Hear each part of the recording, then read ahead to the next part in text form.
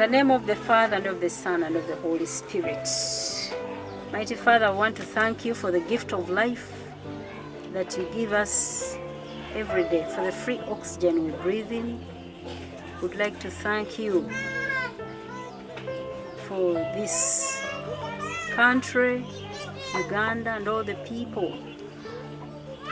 We want to thank you for the work we do. I want to thank you for everything, mighty God. And we want to place into your hands today and everybody that I will be meeting. I would like to first sing this song, then I'll introduce the topic of today. But I would like to greet you, dear viewers, dear listeners, on this Thursday, the 4th of August, 2022. Today I happen to travel to Kasubi, just near the new market branch of, there is a school called Red Star Primary School. That's where I am. I've visited a home of the people you will see soon that were created by God. But maybe they are not able to do much as an able-bodied person can do. Let me first sing this song as I give thanks to God for what I am, for what you are, and then I proceed. Thanks with a grateful heart, give thanks to the Holy One. Give thanks because it's given Jesus Christ, His Son. Give thanks with a grateful heart, give thanks to the Holy One. Give thanks because it's given Jesus Christ, His Son. And now let the weak say, I am strong. Let the poor say, I am rich, because of what the Lord has done for us. Give thanks with a grateful heart. Give thanks to the Holy One. Give thanks because it's given Jesus Christ, His Son. Give thanks with a grateful heart. Give thanks to the Holy One. Give thanks because it's given Jesus Christ, His Son. And now let the weak say, I am strong. Let the poor say, I am rich, because of what the Lord has done for us. And now let the weak say, I am strong. Let the poor say, I am rich, because of what the Lord has done for us. Give thanks. Give thanks. Give thanks. Oh, give thanks to the Lord, for He is good. Oh, give thanks to the Lord, for He is good. Oh, give thanks to the Lord, for He is good. Yes, eternal is His love. I will sing to my God never ceasing. All my life I will tell of His wonders. He's the maker of all earth and heaven, all the oceans and seas and all they hold. Oh, give thanks to the Lord, for He is good. Oh, give thanks to the Lord, for He is good. Oh, give thanks to the Lord, for He is good. Yes, eternal is His love. The Almighty is gracious and loving. He is just to the poor and the outstretched. It is He who gives bread to the hungry. It is He who gives bread to the hungry. All the orphans and widow He defends. He defends. Oh, give thanks to the Lord, for He is good. Oh, give thanks to the Lord, for He is good. Oh, give thanks to the Lord, for He is good. Yes, eternal is His love.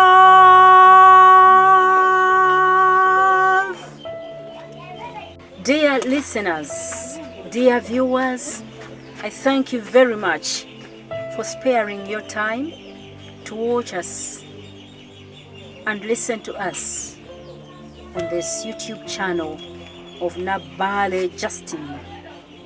I am Nabbaale Justine, and I present programs on Radio Sapientia 94.4 FM.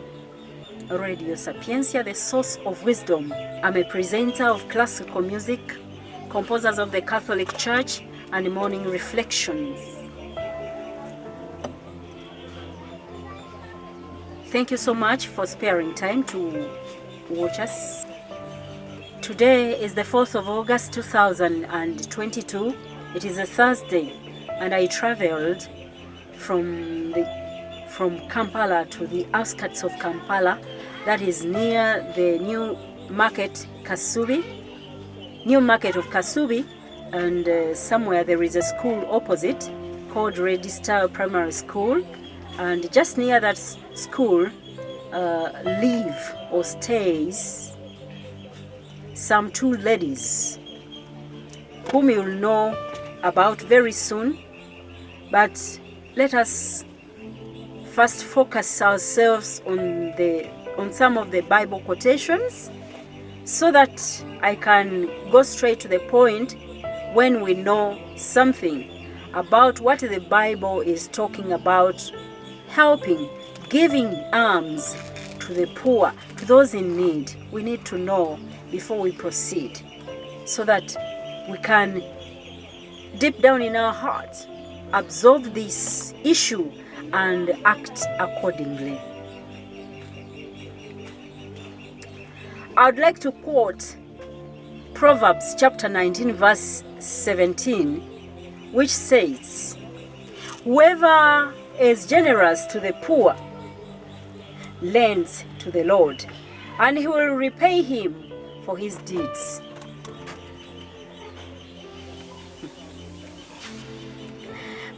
Acts of the Apostles chapter 20 verse 35 states, "In all things I have shown you that by working hard in this way, we must help the weak, and remember the words of the Lord Jesus, how Himself said, 'It is more blessed to give than to receive.'" Deuteronomy chapter 15 verse 11 states, "For there will never cease to be poor in the land. Therefore, I command you, you will open wide your hand to your brother and the needy and to the poor in your land.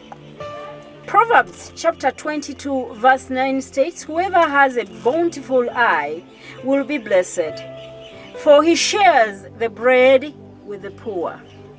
Matthew chapter 5 verse 42 states, give to the one who begs from you, and do not refuse the one who would borrow from you. Luke chapter 6 verse 38 states, give and it will be given to you. Good measure, pressed down, shaken together, running over, will be put into your lap. For with the measure you use it, it will be measured back to you. And Matthew chapter 25 verse 35 to 40 states, I was hungry and you gave me food. I was thirsty and you gave me drink. I was a stranger and you welcomed me. I was naked and you clothed me. I was sick and you visited me. I was in prison and you came to me. Then the righteous will answer him, saying, Lord, when did we see you hungry and we fed you? Or thirsty and we gave you drink? And when did we see you a stranger and we welcomed you? Or naked and we clothed you? And when did we see you sick and in prison and visited you? And Hebrews chapter 13 verse 16 states, do not neglect to do good and to share what you have, for such sacrifices are pleasing to God. Proverbs chapter 14 verse 31 states, whoever oppresses a poor man insults his maker, but he who is generous to the needy honors him. Proverbs chapter 28 verse 27 states, whoever gives to the poor will not want, but he who hides his eyes will get many a curse. Luke chapter 12 verse 33 to 34 states, sell your possessions and give to the needy. Provide yourselves with money bags that do not grow old, with a treasure in the heavens that does not fail, where no thief approaches and no moth destroys. For where your treasure is, there will your heart be too. Philippians chapter 2 verse 4 state, let each one of you look not only to his own interest, but also to the interest of others. While First John verse 17 states, but if anyone has the world's goods and sees his brother in need, yet closes his heart against him, how does God's love abide in him? Romans chapter 12 verse 13 states, contribute to the needs of the saints and seek to show hospitality. James chapter 1 verse 27 states, religion that is pure and undefiled before God the Father is that to visit orphans and widows in their affliction, and to keep oneself unstained from the world. 1 John chapter 3 verse 17 to 18 state, but if anyone has the world's goods and sees his brother in need, yet closes his heart against him, how does God's love abide in him? Little children, let us not love in word or talk, but in deed and in truth. James chapter 2 verse 14 to 17 state, what good is it, my brother, if someone says he has faith but does not have works? Can that faith save him? But if a brother or sister is poorly clothed and lacking in daily food, and one of you says to them, go in peace,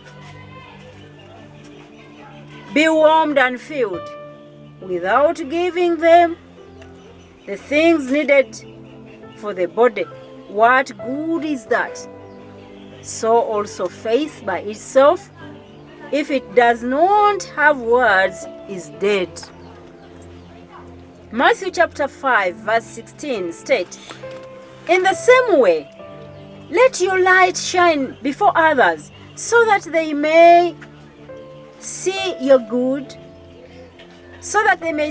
works and give glory to your Father who is in heaven. Romans chapter 15 verse 1 states, we who are strong have an obligation to bear with the failings of the weak and not to please ourselves. Galatians chapter 2 verse 10 states, only they asked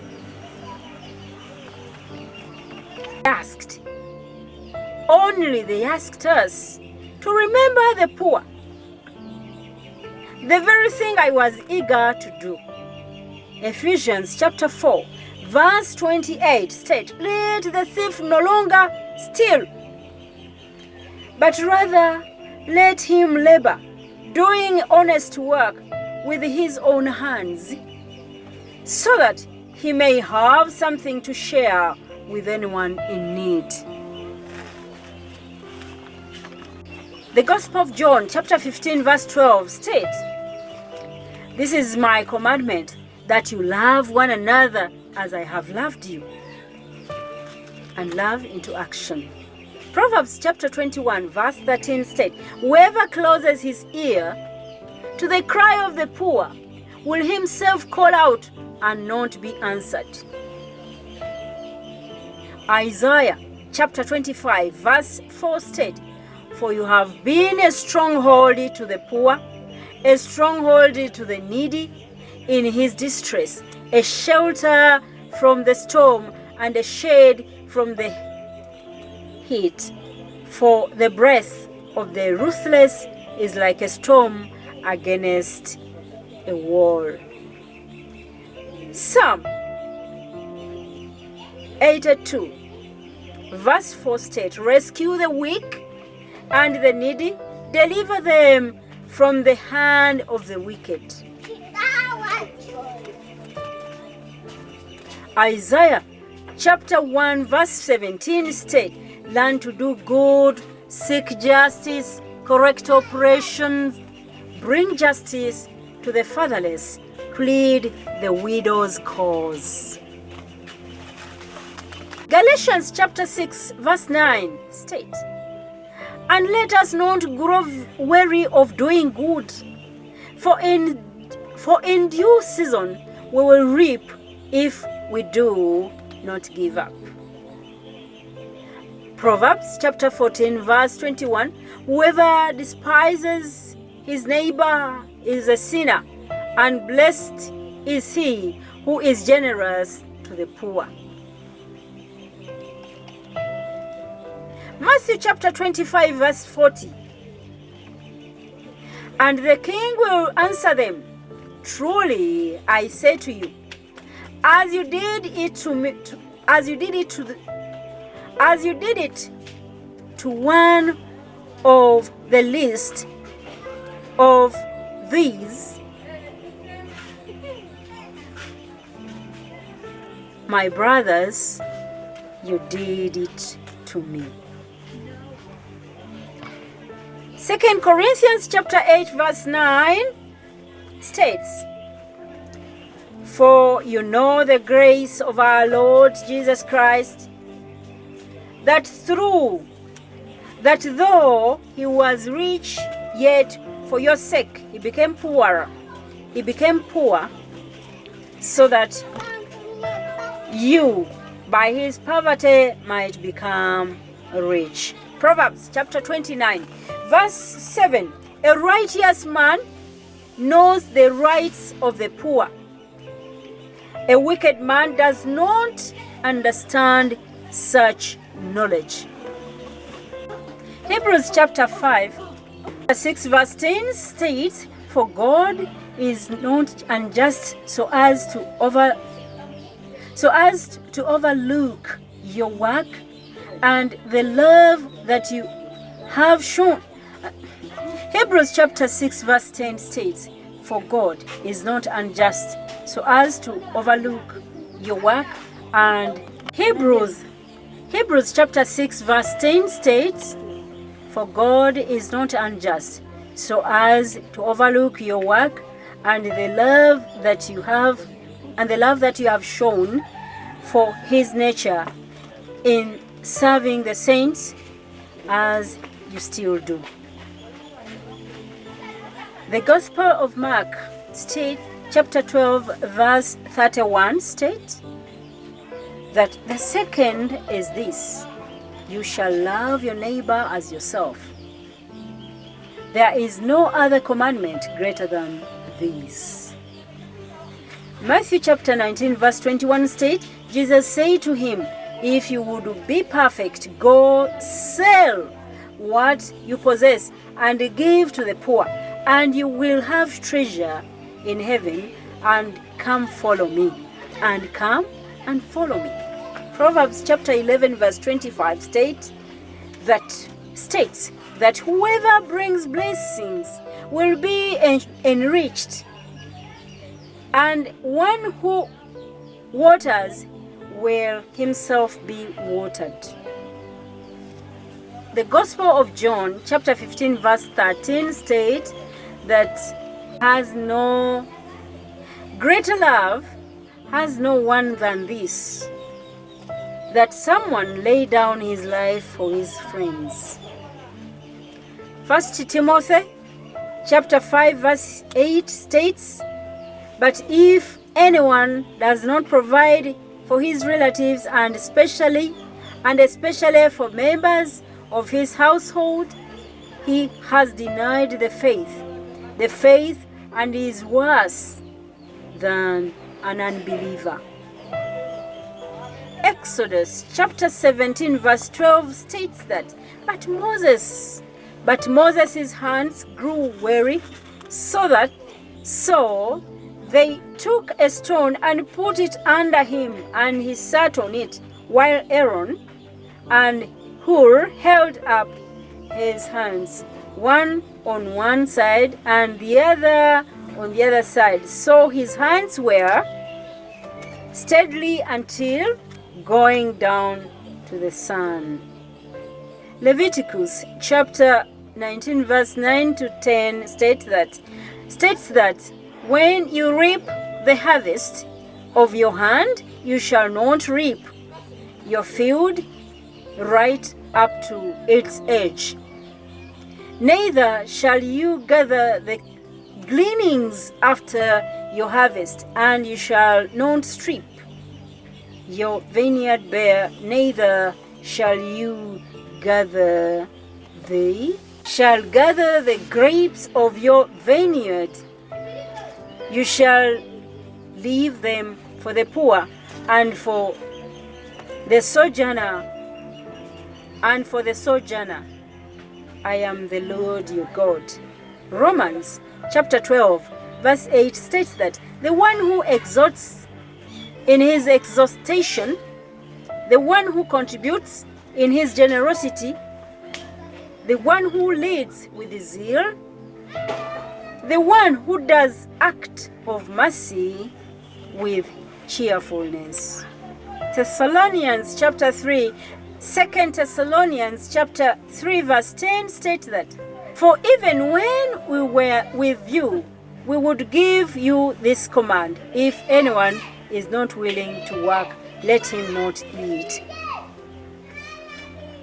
And so on and so forth.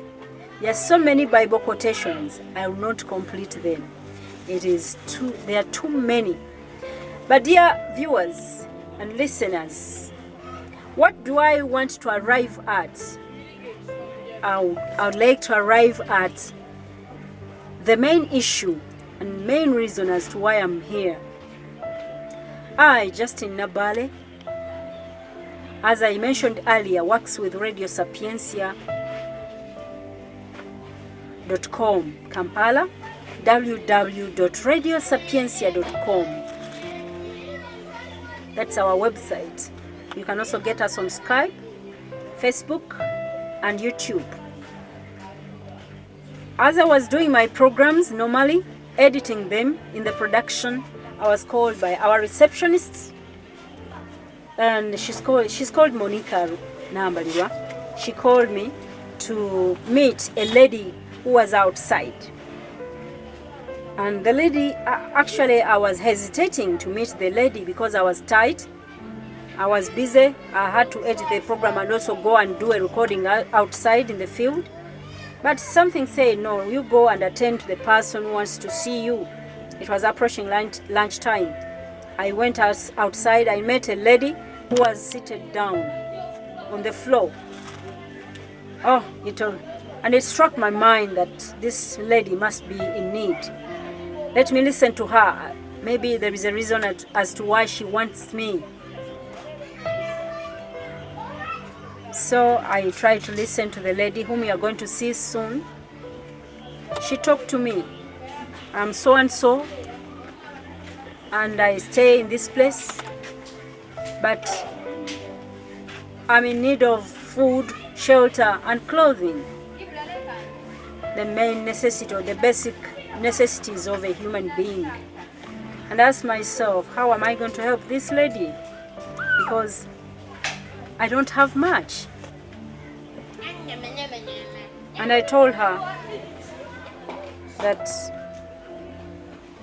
I myself does not have the resources, but I'll do my best, maybe record you and air you out. There will be 1 or 2, 3 listeners who may pick interest in listening to your story, and they may come up to help. That's what I did. I recorded her story. She told me a lot. It could bring my tears to flow. Actually, whatever she told me did not leave my tears in the eyes. They had to flow. It was such a touching story. Very miserable. But I thank God I did my best. Dear viewers, I talked to the lady whom you're going to see, whose face you're going to see, and she told me a lot. As I said, her main problem is shelter, clothing, and food. And that was last year. Towards the end, around September, I recorded her. But you know, I put the work somewhere and I had no time to edit it. And then, when it approached around December before the end, something struck my mind that, I should edit this program and air it. And that's what I did. Immediately I aired the program. People who had the telephone number of this lady, wrote it down, I don't know how, and they helped.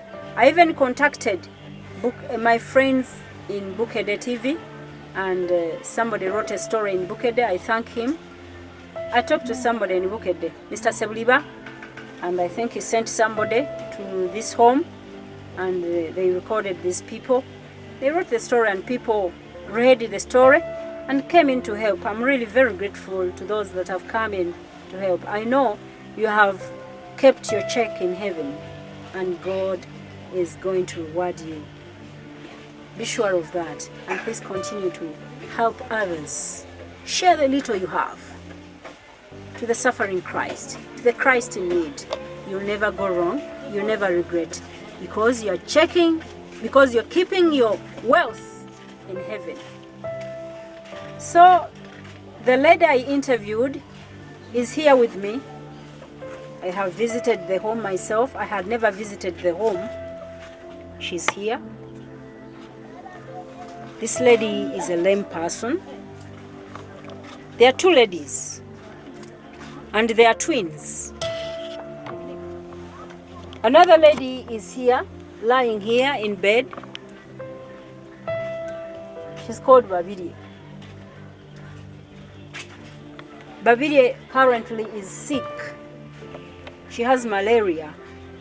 She's also lame. Together with Nakato down here, trying to do some handcraft work to keep herself busy and also look for some money to buy sugar and food. So Babiri is lying in the bed. This is their small house. This place you see, the bed, this double decker, is where the children sleep. Both of them have got children. This is a small room where they stay. Such a miserable place. They sleep here, the children, the mothers, and life is not easy.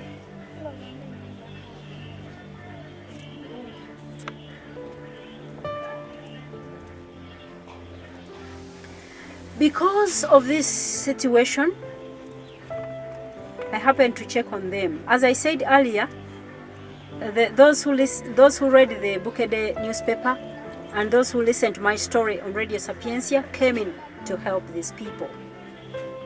But giving a little help here and there, food.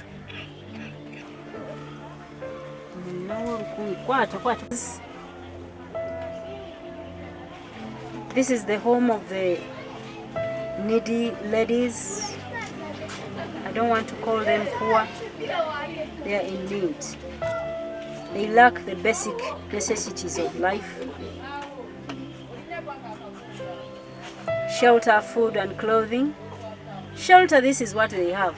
And I was told that last year this part of the house, the bricks fell off and they had to do some repair. So they put everything of theirs is in this room. The sleeping is in this room. They are going to tell us how many children they have. So life is not easy at all. Currently, they don't have rent for this house. And as I said, Babiri is sick, sister to her. They are twins. She's sick, she has malaria. I asked her whether she had bought some medicine.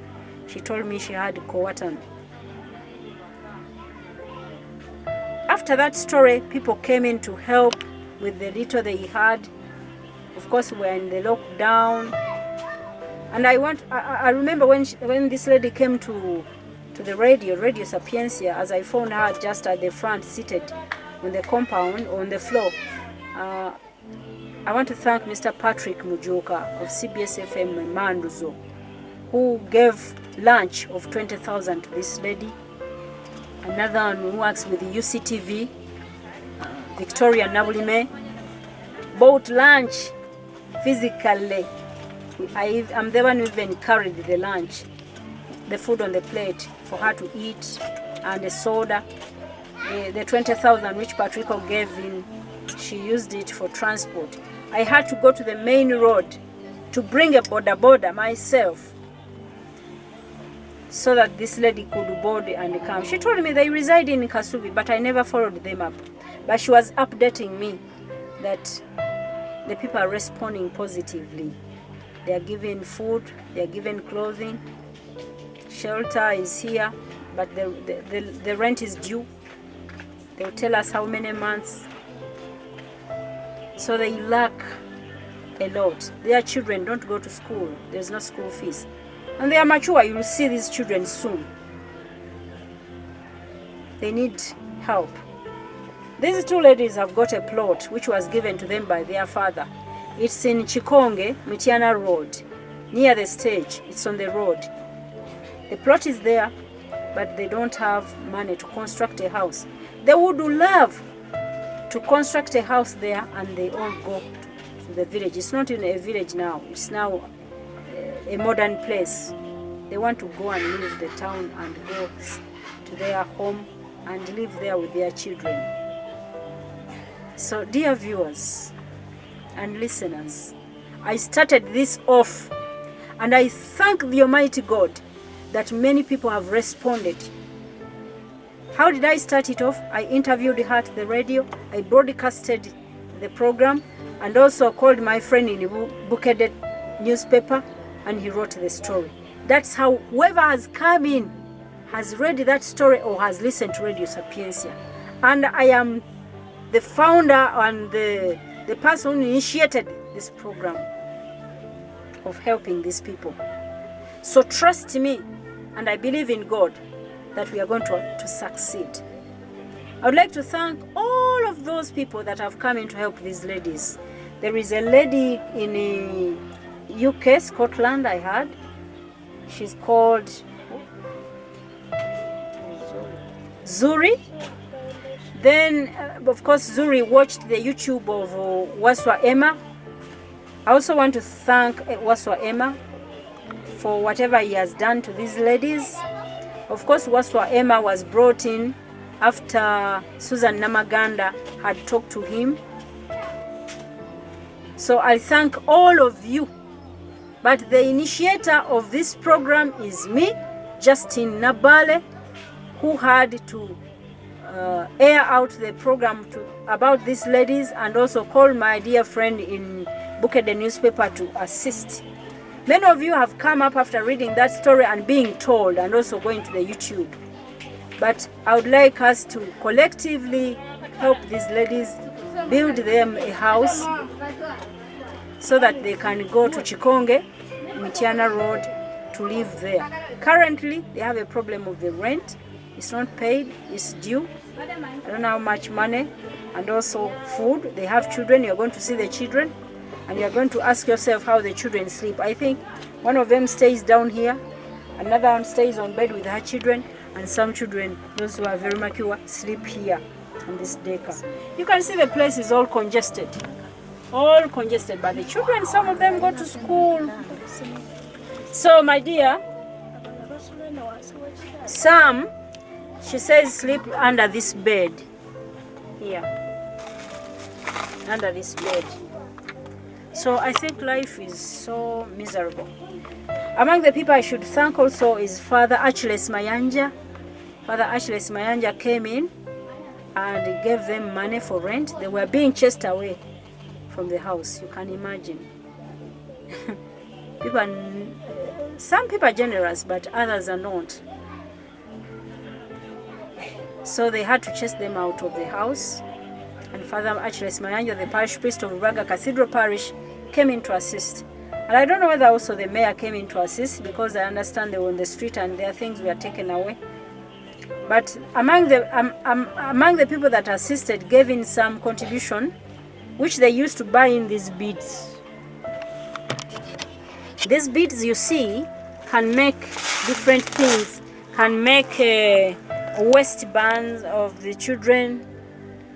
Can make rings, as you see. Nakato is doing this, so you can order the colors you want, and she can make them for you. The rings, as you see, I'm wearing one, but I'm not taking them away. Then she can make a necklace.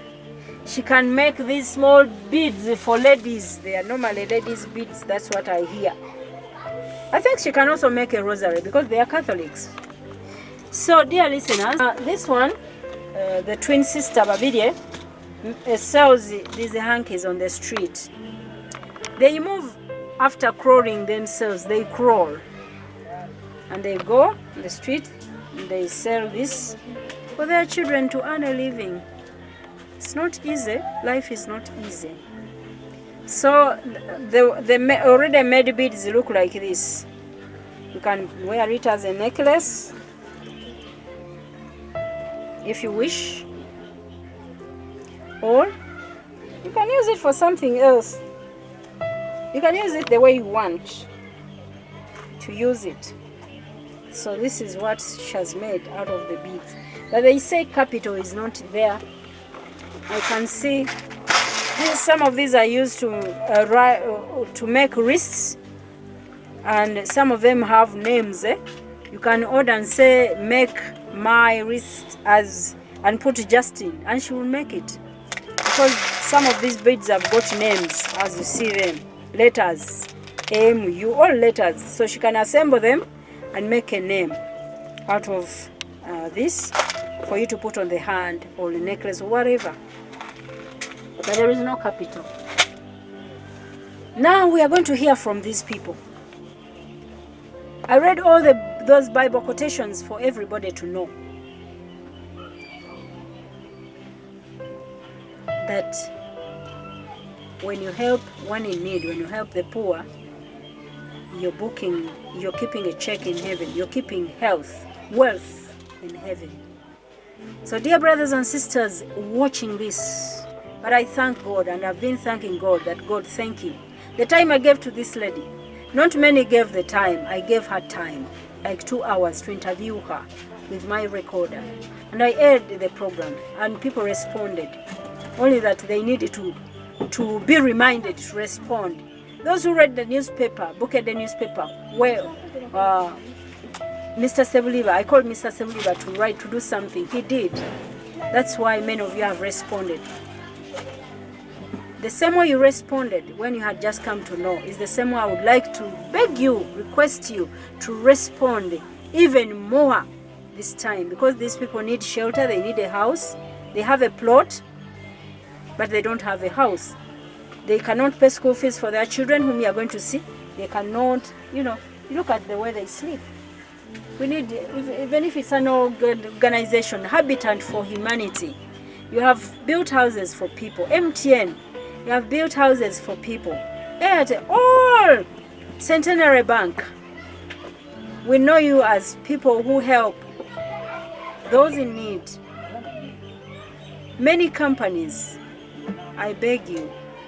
Rotary Club, Rotary International, Rotary Club of Kampala, Muyenga, Chengera, everywhere.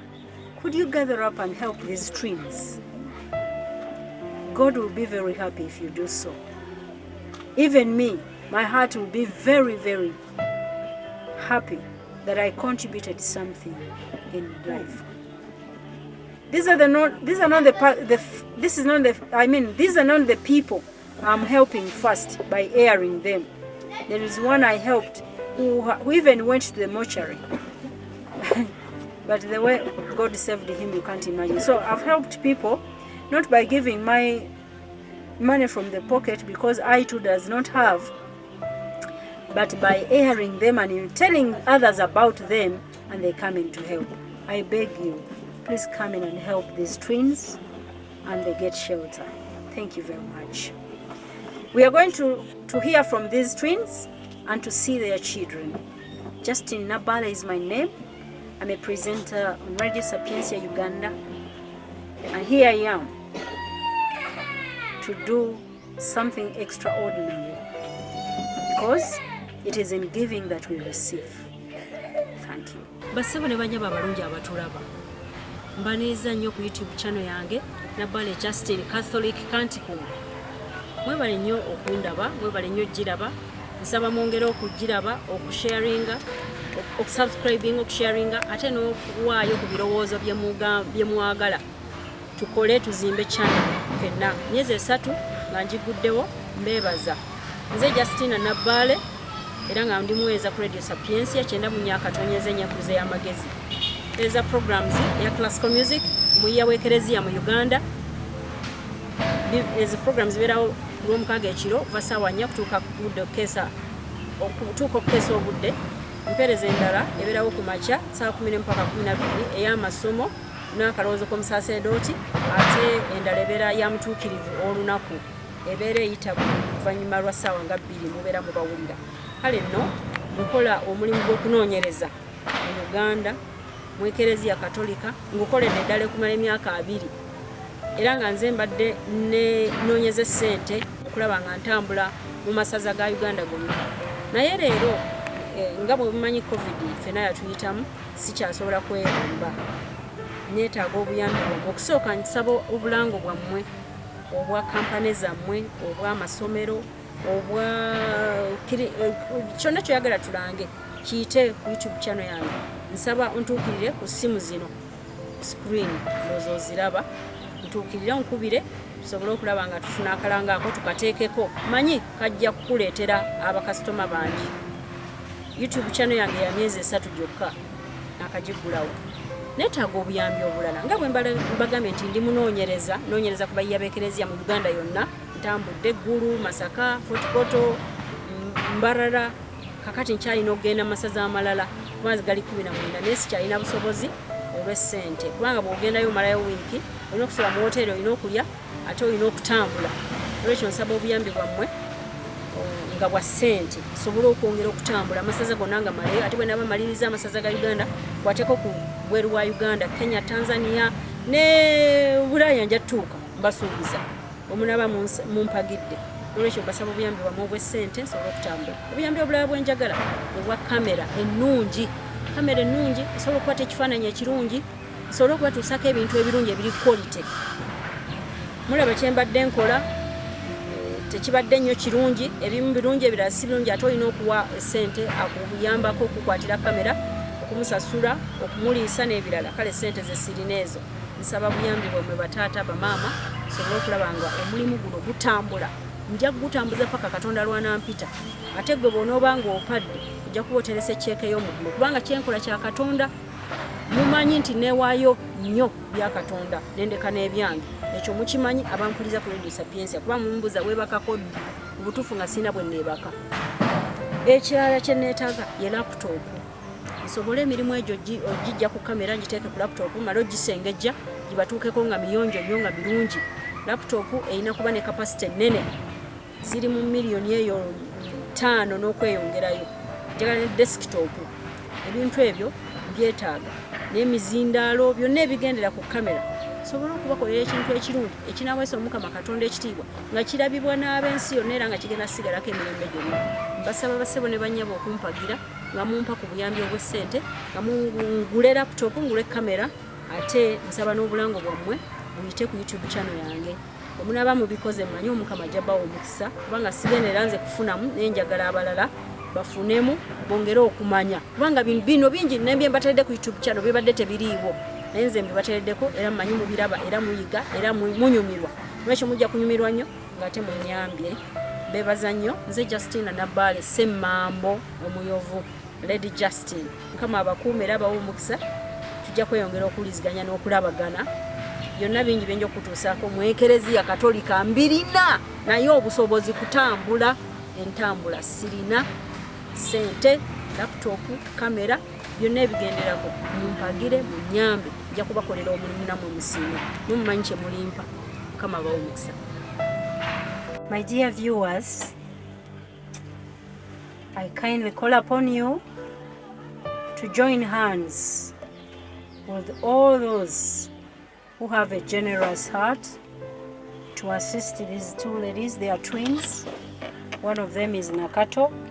Another one is Babide. Babide is here on bed. She's sick. And they really need shelter.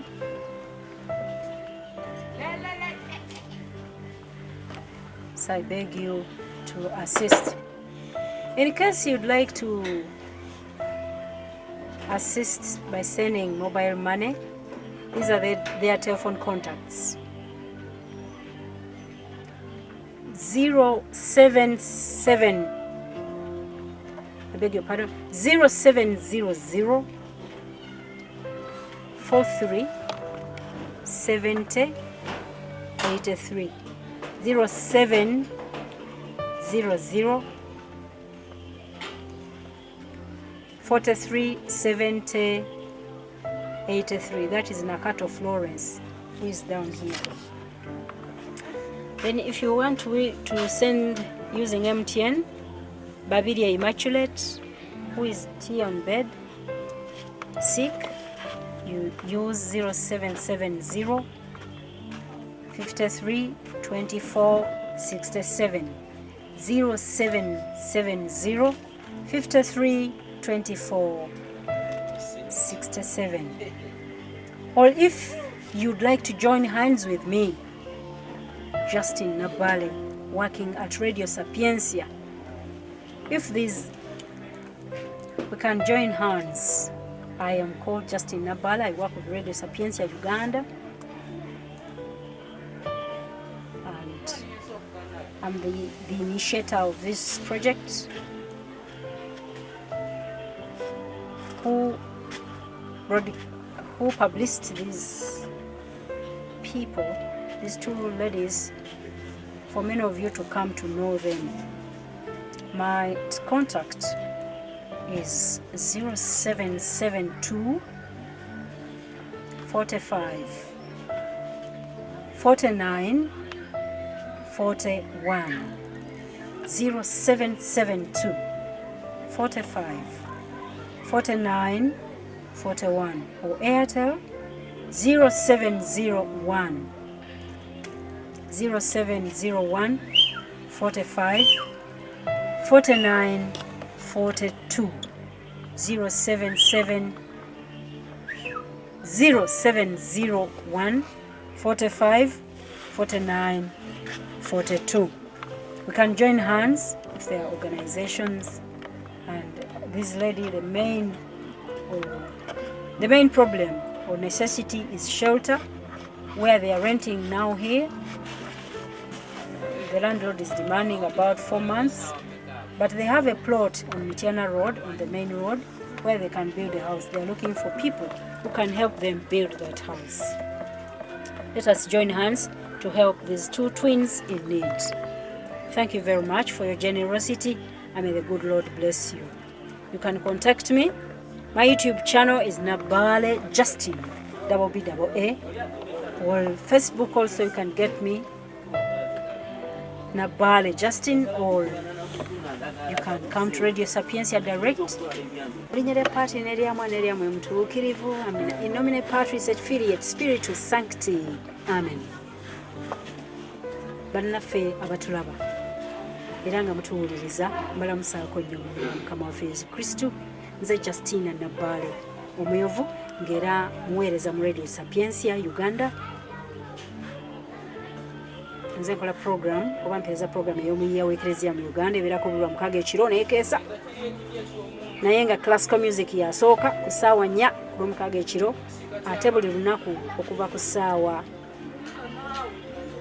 11 ez'okumakya kutuuka ku ssaawa 12 mba nkuwa amasomo g'olunaku ate n'okuyigiriza ku musaasedooti buli lunaku. Ze program ezo 3 n'eyokuna ey'abatuukirivu ab'olunaku ababeerawo. Buli mutuukirivu mba mukuwa ne mwogerako n'ebyafaayo.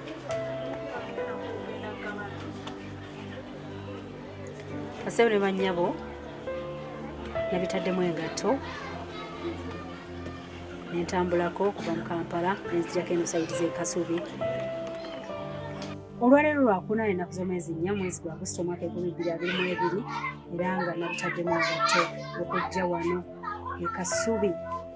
Leero olunaku mu Eklezia tukoze olunaku lwa Yohana Vianney omutuukirivu omuweereza w'abasaasedooti. Nzize okukyalira abakyala bano omwaka oguwedde nga guggwako. Omu ku bakyala bano yajja Radio Sapientia, ati nali waggulu eyo nga ntegeka programs, ne bampita oli akwetaaga, naye nga ssuubira kubanga waliyo aneetaaga kuba asalina appointment na muntu. Kati omukyala n'alemerako oli atula awatuukirwa receptionist Monica.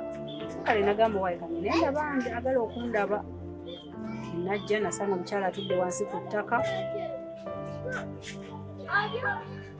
Maama ategera kulaba muze ate gubadde tegera kubulya bizibu byange. Ngamba ebizibu ate bizibu ki? Kale nga ngamba kale nkandeete rikoda, nga twala rikoda ng'ayogera amujjako interview bambi.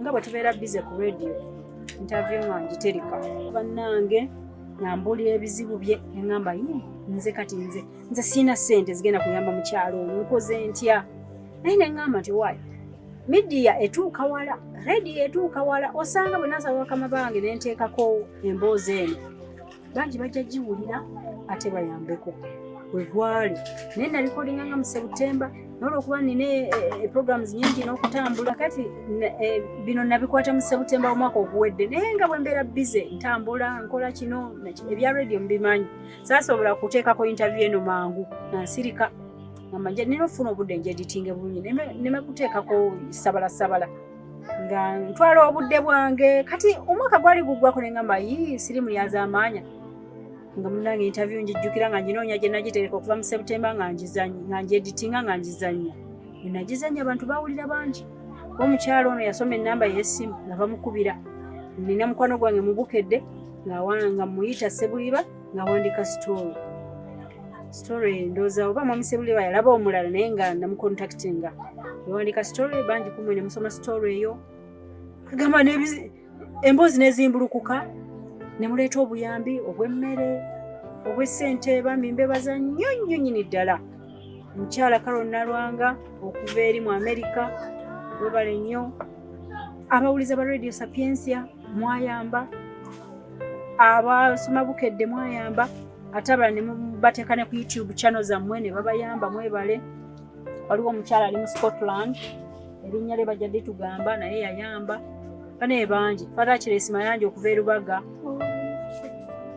Sebo wayamba nnyo n'owa abakyala bano esente z'ennyumba bali babagobye abasibiddeko ebyabwe n'obayamba ne bafunayo ne kakapito ne bagula embira zino z'olaba wano embira zino bakolamu obukomo nga buno loza obulaba osobola okuodaringa mpa obukomo kala bweti bakoleramu embira z'ebiwato by'abaana abaana babiteekamu mu biwato nga ndowooza olaba basobola okukolamu okugamba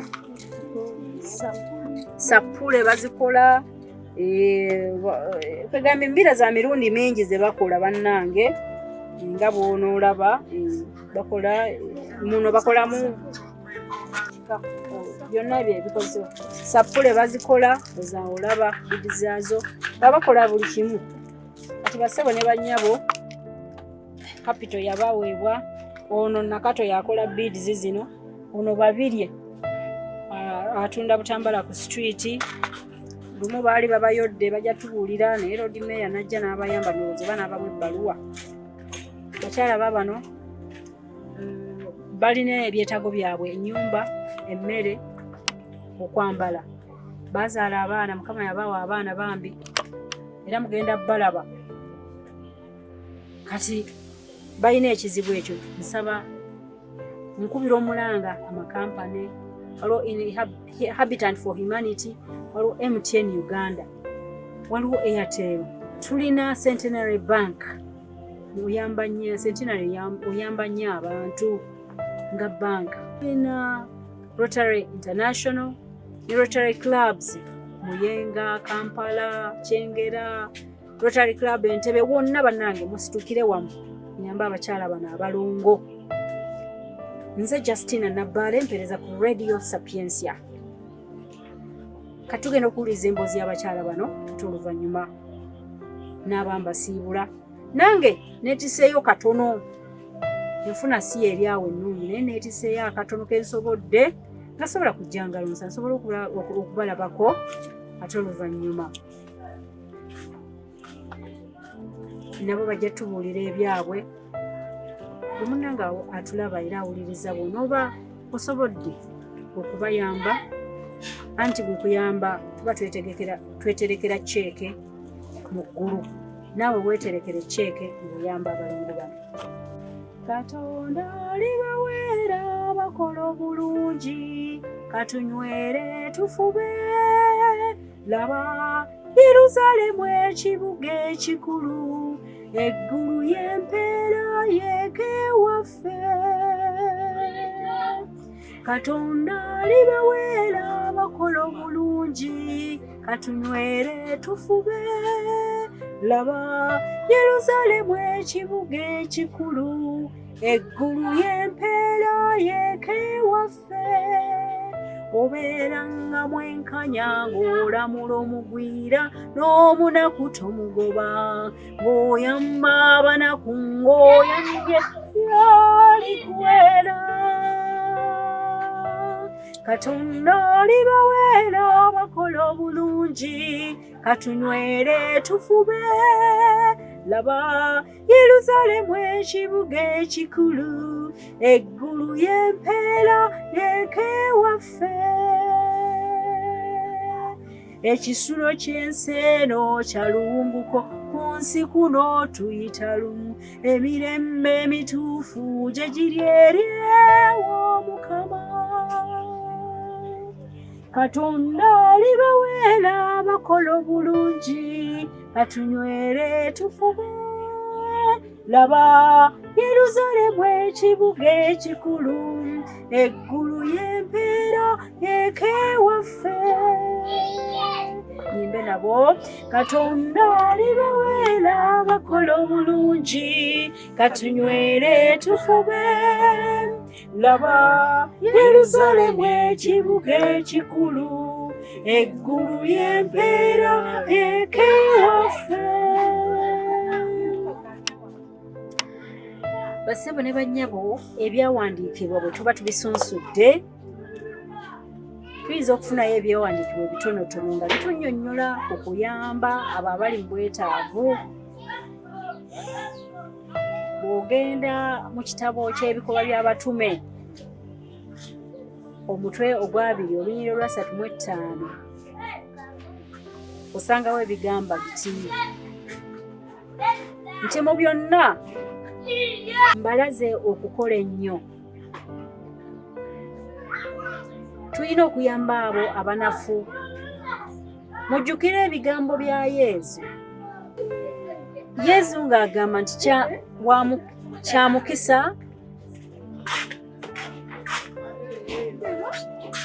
okugaba okusinga okufuna Matayo omutwe ogwokutaano olunyiriri olwa 42 agamba nti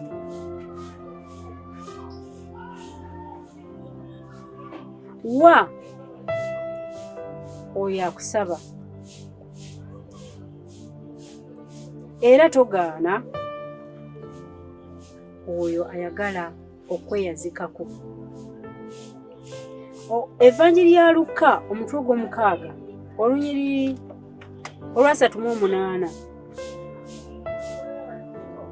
gaba naawe ojja kuweebwa gaba oba wa naawe ojja kuweebwa omutwe ogwa 25 olunyiriri olwa 35 okutuuka ku 4 agamba nti bwe nnali omuyala wampa ekyokulya bwe nnali omuyonta wampa ekyokunywa bwe nnali omugenyi wannyaniriza bwe nnali obukunya wampa ekyokwambala bwe nnali omulwadde wannambula bwe nnali omusibe wajja gye ndi awo Mukama n'addamu n'abuuza nti Mukama nakulaba ddi ng'oli muyala n'enkuwa ekyokulya obanga oli muyonta n'enkuwa ekyokunywa era nakulaba ddi ng'oli mugenyi n'enkwaniriza ng'oli bukunya n'enkuwa ekyokwambala ye n'addamu nti buli ky'oba okoledde oyo oba okikoledde nze ebbaluwa Pawulo omutume gye yawandiikira ab'Ebbuleeyi omutwe ogw'13 olunyiriri olwa 16 egamba nti temusuula muguluka temulekaayo kukola kirungi na kugabana bye mulina ebyo bye mwefiirizza bye bisanyusa Omukama ebbaluwa Pawulo omutume gye yawandiikira Abagalasiya omutwe ogwokubiri olunyiriri olw'10 wagamba nti batusaba okujjukira abaavu mu buli kimu era nange neesunga okubakolera era nange neesunga okukola Evvanjiri ya Yowaana omutwe gwe 15 olunyiriri lwa 12 egamba nti kino kye kiragiro kyange mwagalanenga nga bwe nabaagala. Ekitabo ky'Engero omutwe gwa 21 olunyiriri lwa 13 kigamba nti buli aliggala oba alizibikira okutu kwe eri omulanga gw'oyo omwavu ajja kumpita naye sijja kumuwuliriza bw'aliba ali mu bwetaavu. Evvanjiri ya Matayo omutwe ogw'omunaana omutwe ogw'ekkumi olunyiriri olw'omunaana wagamba nti wonya abalwadde, zuukiza abafu, wonya abagenge, goba amasitaani, wafunira bwereere nga tewali kusasula, naawe gabira bwereere nga tebakusasudde. Isaiah omulanzi omutwe ogusooka olunyiriri lwa 17 lugamba nti yiga okukola obulungi, obwenkanya n'okuyamba n'okugolola abo abanyigiriziddwa, leeta obwenkanya eri abo abataliiko bataata, abataliiko mwasirizi era labirira bannamwandu. Yawanikira Abagalaasiya omutwe ogw'omukaaga olunyiriri olw'omwenda twongere bulijjo okukula mu kukola obulungi, mu kukola ebirungi. Sizoni ng'etuuse ey'okukungula tujja kukungula bwe tuliba tetulekedde awo kuggwaamu maanyi. Matayo omutwe ogwa 25 olunyiriri olw'ana wagamba nti okabaka alibaddamu, mazima ddala mbagamba nti ekyo kye mwakolera nze mwakikolera nze. Basebo ne bannyabo, ebyo bye bimu ku byawandiikibwa bye njagadde twebuulirireko naddala mu kuyamba abaavu, abanaku, bannamwandu, enfuuzi, abantu abali mu bwetaavu aba buli kika. Oluvannyuma lw'ebyawandiikibwa ebyo wensinzidde okubanga nabitaddemu engatto okujja mu kifo kino ky'e Kasubi ennaku z'omwezi 4 omwezi gwa Augusito omwaka 2022 zi Justine Nabbaale omuweereza ku Radio Sapientia, naye nga kati nga bwe naggulawo omukutu gwa YouTube nassalawo nkutuuseeko buli kyendaba ekizimba si mu Kristu yekka naye n'omulala, kubanga ffenna Omukama yatutegekera eggulu. Omusiraamu bw'anaavaayo n'ayamba abakyala bano agenda kuweebwa ejjana ne baraka ajja funa nnyingi. Omukatoliki, omukristaayo, omulokole, ow'eddiini yonna mu kuyamba temuli ddiini, kubanga oba weeterekera ceeke mu ggulu ewa Katonda. N'olwekyo kyenva nkukoowola ssebo banyawo tuyambe ku balongo bano nga bwe nakunyumirizza edda. Omukyalo ono yajja ku Radio Sapientia naye mu bantu bonna mu bapresenta bonna baayitayo nze ngamba nze nga ndi bize namala eddakiika nga 2 nga sigenda neevaamu nengenda nendaba omukyalo yali andaba kuba naye sina appointment naye nemuwuliriza nemurecordinga ebibala ebyavaamu abawuliriza kubanga nomurecordinga mu September mu December nga gwako nenzanya eddoboozi lye abawuliriza ne bakwatibwako ne bayambako ate n'abalala nakubira mukwano gwange mubukedde nawandiika story n'aba ne mujja mubukedde ne mujja nga munoonya abakyala bano ne muyambako.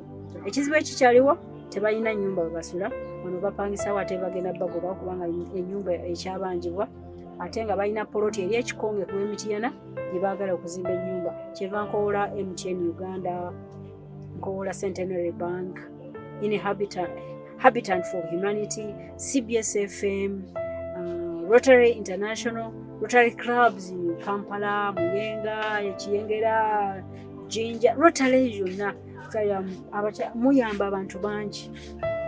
Bano abalongo ababiri tebajja kulema bayamba, bazaala abaana mugenda balaba bali mu kafunda wano, abaana abamu basula wano, abaana abamu basula ne maama wano omulongo ono omulwadde, abaana abalala basula wano, abalala basula wansi. Kati basebo ne bannyabo manyi waliyo bangi nnyo abasobola okuyambako ne bawaki ne bapangisa ruumu nga nnene w'ebisenge 2 nga batunoonya ssente okubazimbira. Nze nvuddeyo asobola okuyamba abakyala bano, asobola okuntuukira ku Radio Sapientia 0772 45 4941.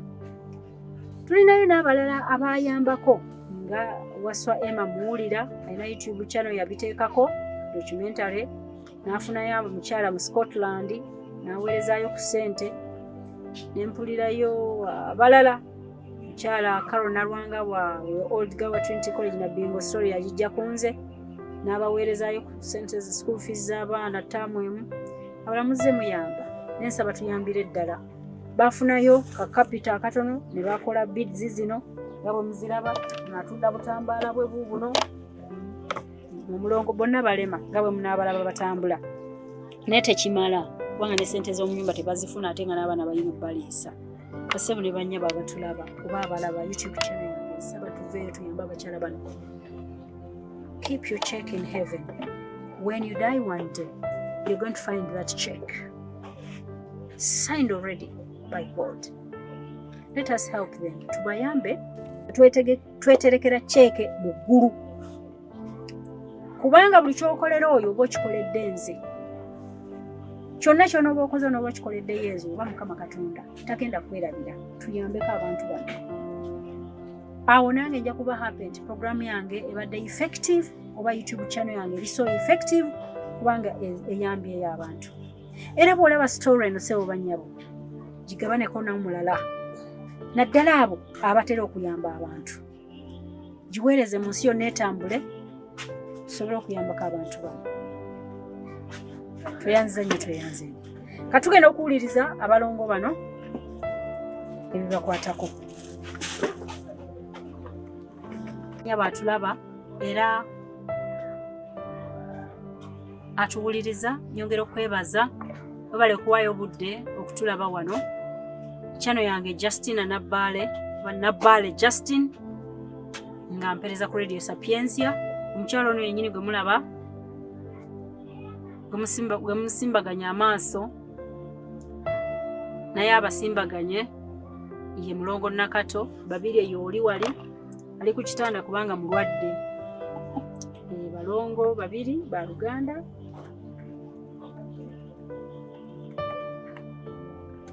Omukyalo ono yajja ku Radio Sapientia n'ambuulira ebizibu bye.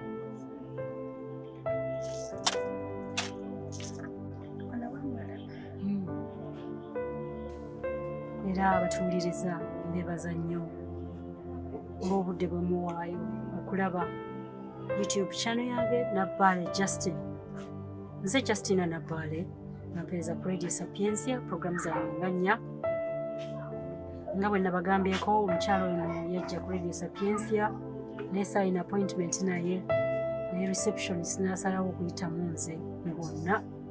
Nesooka nempalira kubanga nalina ebyokukola bingi ate nga sina appointment n'abantu. N'eddakiika nga 2 neŋŋamba kanye nendaba mpita kuba yali atudda okukka wansi, nsanga omukyala atuddeawo wansi ku seminti wabweru.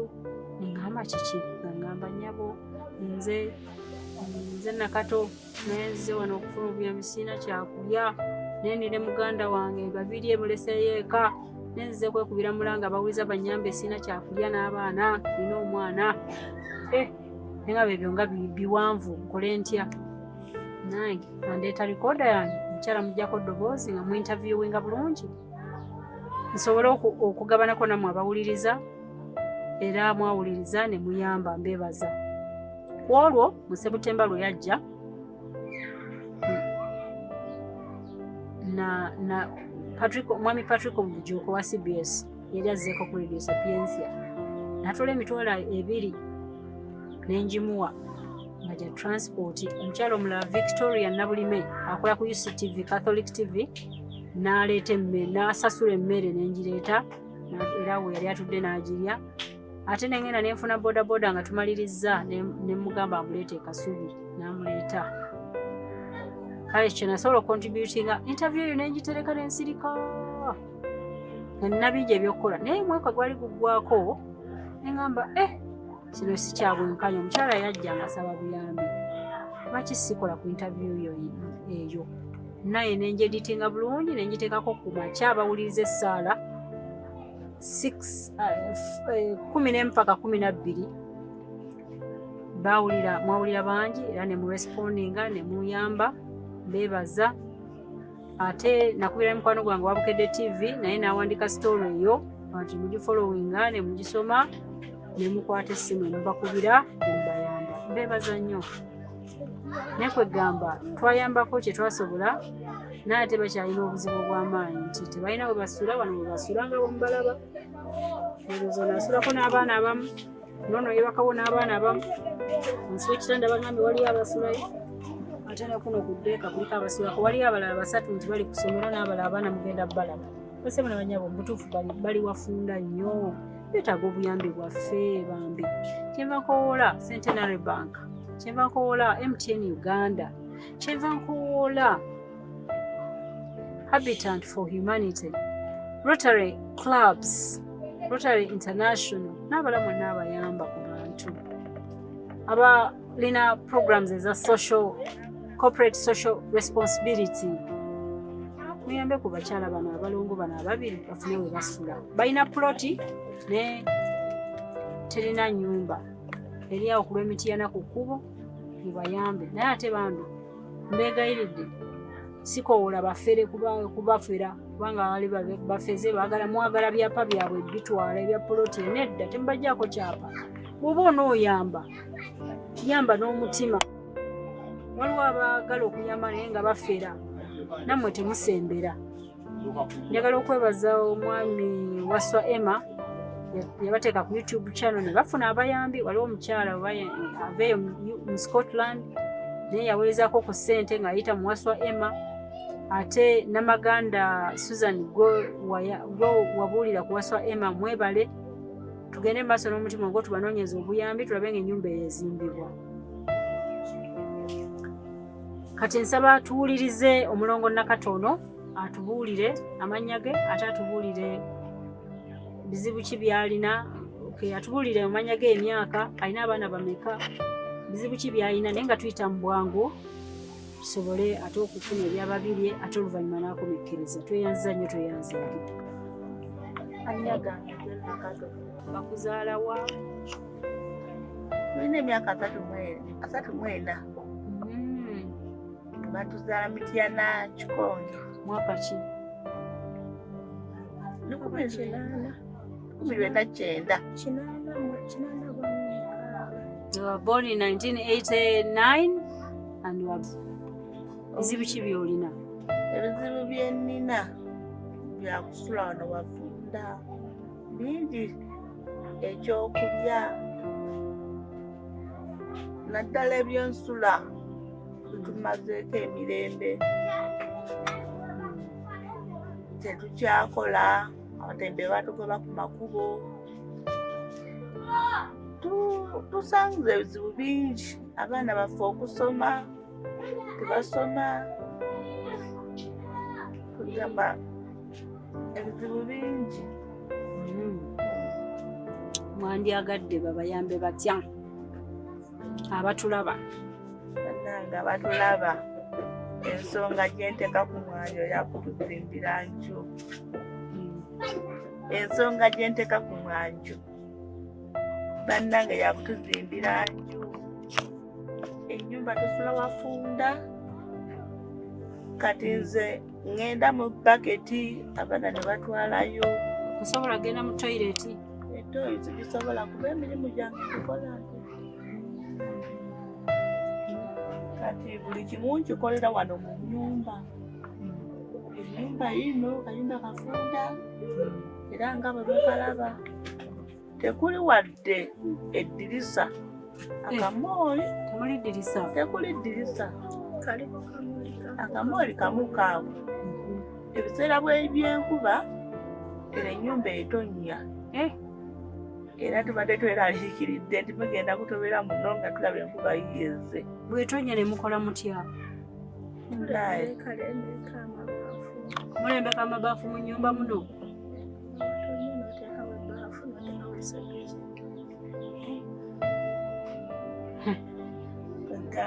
Landlord yagamba ky'okugikola lipeera. Ennyumba eno ya ssente mmeka? Ya Mitwalo 7. The house is 70,000 Uganda shillings per month. Myezi emeka gye babanja? Kati batubanja myezi 2 yokka buli ddala nga yatusasulirako. Oh, Father Achilles Mayanja, parish priest of Wega Cathedral, helped them in paying the rent. And also Madame Carol Naranga in America sent some money for them to cover the rent. Thank you very much. But so a few months are demanded, but their main problem is accommodation. As you see, they have many children, and this is all where they sleep. So when it rains, they just get containers to make sure the water goes into that, it doesn't wet their beds. But the house is leaking. Can you imagine? So I beg you, dear viewer, that we join hands to help these twins. Enyumba yo ebeera egwa era tubeera mu kuddaabiriza eno nju ebeera egwa boddaabiriza luno oludda nga luli luyiika kyokka ate landiroodi yayagala kimusente Takola repair. Takola repair. Kale tugibeeramu lwakuba nti ye mugumiikiriza ne waba kubanja bwajja n'omuwetaano ng'agenda atugumiikiriza nnyo ensonga lwaki tugibeeramu kubanga atugumiikiriza amanyi obunafu bwaffe kubanga abalandiroodi abasinga tebeetaaga bantu ba famire naye yetafaayo tuleka ne twebaka.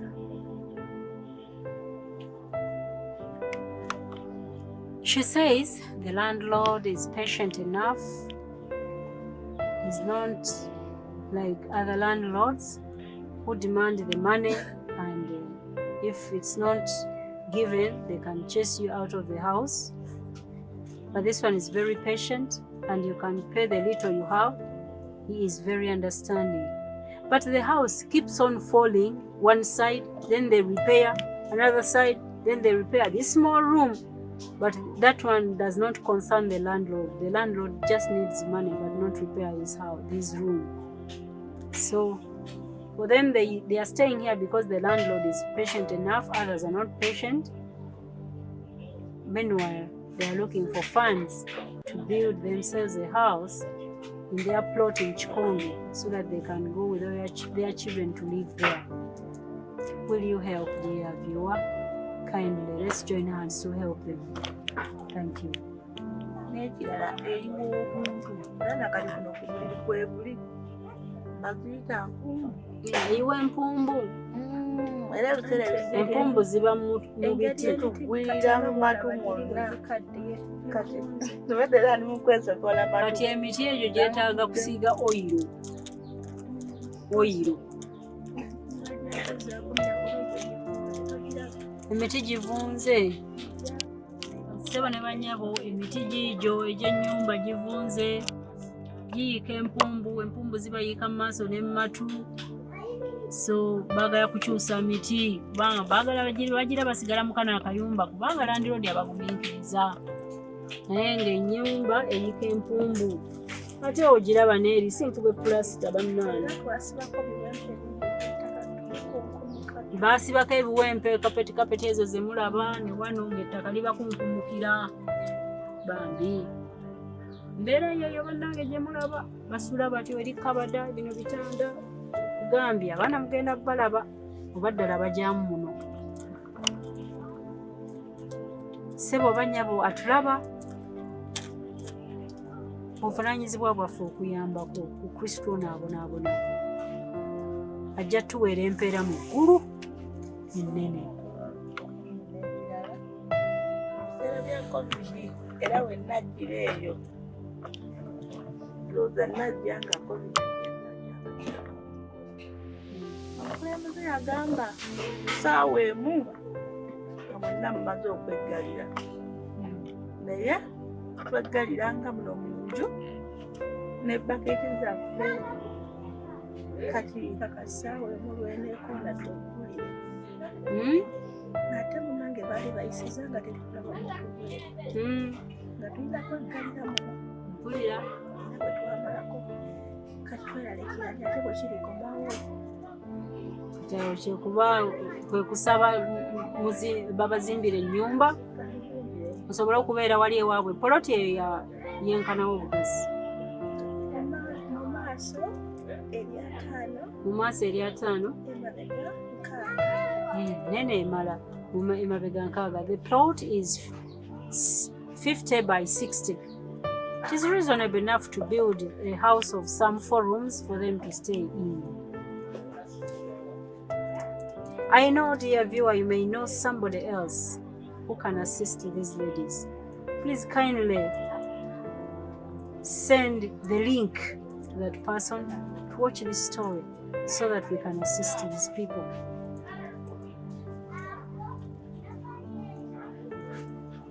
She said there are some droppings that come from the tree, the roof wood or timber. And these dropping their ears and eyes. All in all, they need a new timber to be put on the roof. But where is the money? The money is not yet there. Let us help.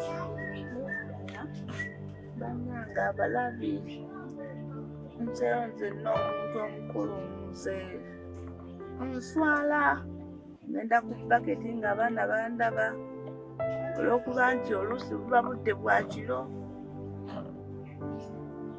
kale binka by'amaziga.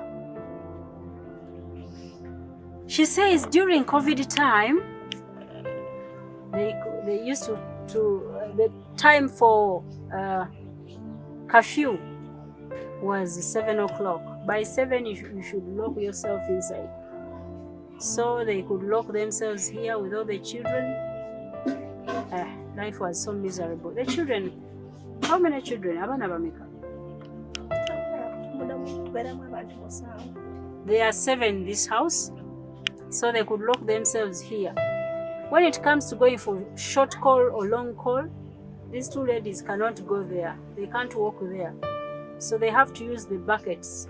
But they use these buckets as the children are watching, which is not fair.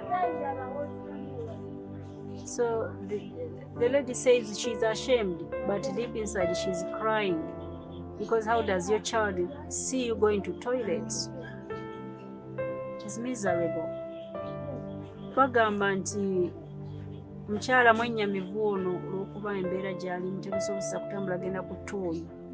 Naye alina byonna kubimalira awo mu baketi ate nga n'abaana balaba. Kale kimukaabya amaziga naye nga talina kyakola. Naye ekyo kyonna kisoboka okuba nga kiggwaawo nga tubazimbidde ennyumba wakiriyo ebisenge 4 ng'abalongo abakyala bano ababiri wakiri bwe babeera ababiri bokka mu kisenge n'abaana bokka kikola amakulu. Naye abaana ne maama bonna bali muno. Si kyangu naye embeera bagikole batya. Ekirala ekisinga okunyuma y'ensoma y'abaana.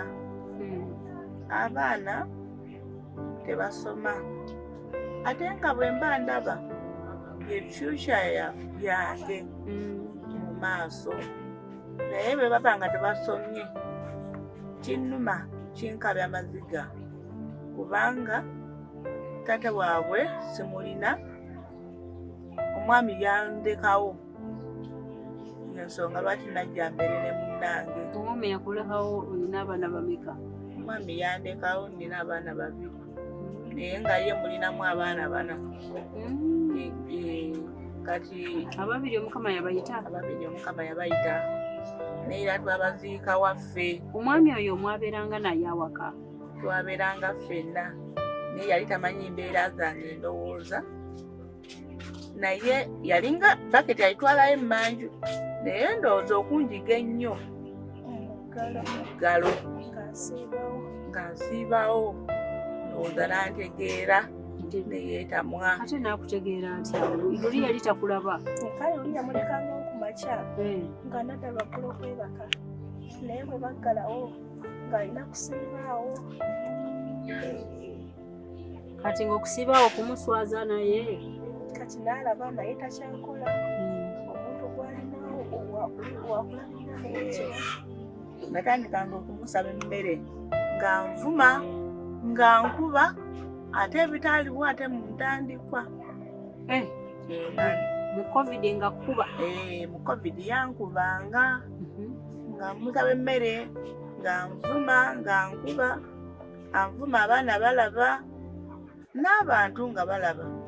Kuba twasulanga ku nju z'omwami Kayondo Salama Road awo ku Posiyano Kereziya. Nali ndabirirwa Kereziya ey'Emunyonyo nga omukulu w'Abasamaliya mu kiseera ekyo nga ye mukyala Mubiru yantumira mutabani we Henry nga bamiitinga nga batulaba era be baali basomesa abaana. Niyo oluvannyuma lw'okuvaayo ne baŋŋamba nti tibasobola tulina kusaba mu parishi eno mwe tulina okusaba nti bo babavunaana okuyamba omuntu ali eno. So kati abaana bange tebasoma, tebasomera wali konna kyekoledde babagoba enkya n'eggulu. Kati n'ekirala ono omwami bwe yamuleka mu nnyumba bw'atyo yabeeramu landiroodi n'amugoba. Bassebo ne banyabo abalungi abatulaba nate nga bwe nabagambye ndi wano mu maka g'abalongo ababiri Nakato ne Babirye. Nakato watubuulidde ebibye kati ate katulubyeko ku Babirye naye nga tubuulira erinnya lye n'emyaka gye ate nekikyakola wano era abaana bameka byonna bitubuulire. Nsanyuse nnyo okulabako Justine mu maka gaffe wano oba mu muzigo gwaffe. Webale nnyo okutulumirirwa n'ojja ate okutulambulako. Eno y'embeera gye tulimu nga bw'otusanze. Omuzigo guno gw'olaba era ng'ono bwe yeebase wano we yeebaka ate ono we yeebaka wano wasula ate waafuka ate waakolera pupu ate we tuliira era we tukolera buli kimu kyonna emirimu gyaffe. Kwale tusobola kugenda mu manju bw'omanye toyireti z'emizigo ziri eyo ozaluga kutambulirako ate zibeera kati ono munnange akwata wansi susu kungulu osanga ayanjadde naye abaana babadde bakyaliwo okubeera nti bakyasomba zibaketi era aba tebaliwo naye bakomerawo batandikira emirimu gyabwe. Ono munnange muyinza okubuuza nti oba kyajja kitya okubeera nga ebituli balema ekimanyi badde okibuuzizzaako. Twalemalira ku myaka 3 era nga abazadde baffe baatugamba baatukuba empiso ne tulemala. Tebabazaalanga bali balema? Baatukuba mpiso kati so ndowooza kale kyali nti oba baatukuba nga tulimu obulwadde kuba bamanyi okugamba nti omwana ng'alimu temperature tokola ki tomugema. Kati ndowooza bano bo baatugema ng'olwedde twalimu ki ebugumu eryo oba eddagala kola oba lyeri efu tetwamanya nawe kityo ne tukula nga tulimu eno embeera naye gye tukomye okukula n'obulema bwaffe okweyongera oba okunafuira ddala tuyinza okugamba nti ffenna abatuwuliriza oba abatulaba omwana bwaza omukono emabega talinnya ku kitanda kya muzadde we naye ng'abaffe tusula nabo tusula nabo kuno ku bitanda byaffe kole tulina wakubasuza. Kati nze kuno sulako na babiri ne kuno kusulako babiri kozi ono omulenzi asula yekka kuba ate nga omulabeera ng'akoze eki kati buno obulala obufuka bwobusula ne wansi wekitanda tubuteerayo obutto ndowooza buli wali wabweru obutto bwabwe buli eyo bwetwalako ne beebaka tebabifulumizaamu eyo y'embeera mwe tuyita. Eno wansi wasulayo babiri abaana? Wasulayo babiri. Ng'osula wano era osula n'omwana? Bano kati abaali badde osula be baana basula wano wansi ne tubabikkiraawo. My dear viewers, she is called Babirye, sister to her. Actually, Babirye normally is the oldest. She's trying to tell us about herself. Of course, born the same year, same day. 1986, as they say. They're around 34, 35 years old. And she says they cannot go to the toilet. They have to do everything in the bucket. And then their children take that stuff to the toilet. Why? Because this one is crawling. They are crawling. They cannot go to the toilet to touch in the susu. And the toilets are very dirty. Now, she says on this bed, she sleeps on this bed with the 2 children. The youngest, who normally like urinates on the bed, sleep under here. They sleep on this. One of them is here, another cushion is out. So for the 2 children, maybe who urinate on the bed. Then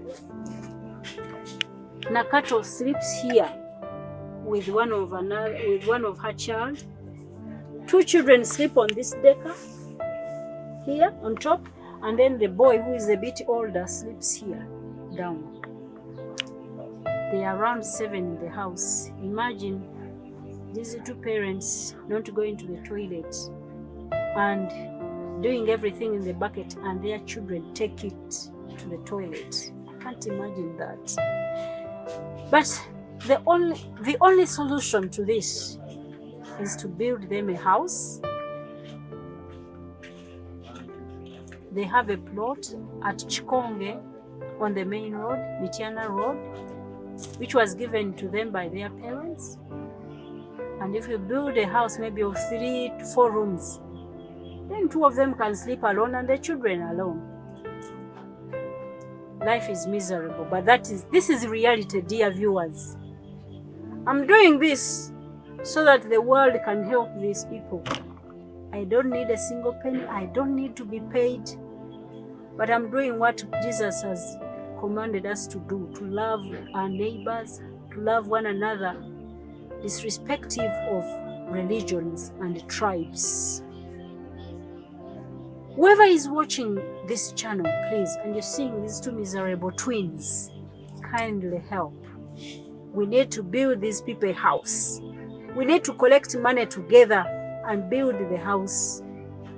And all this shame, the actual shame, she says she cries, but what can you do?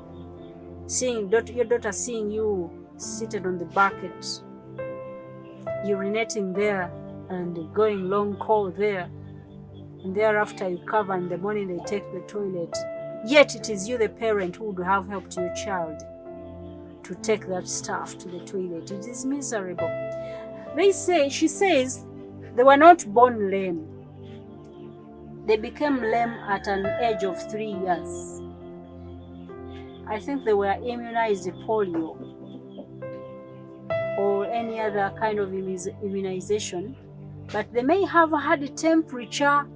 You see, when they were immunizing us for COVID-19,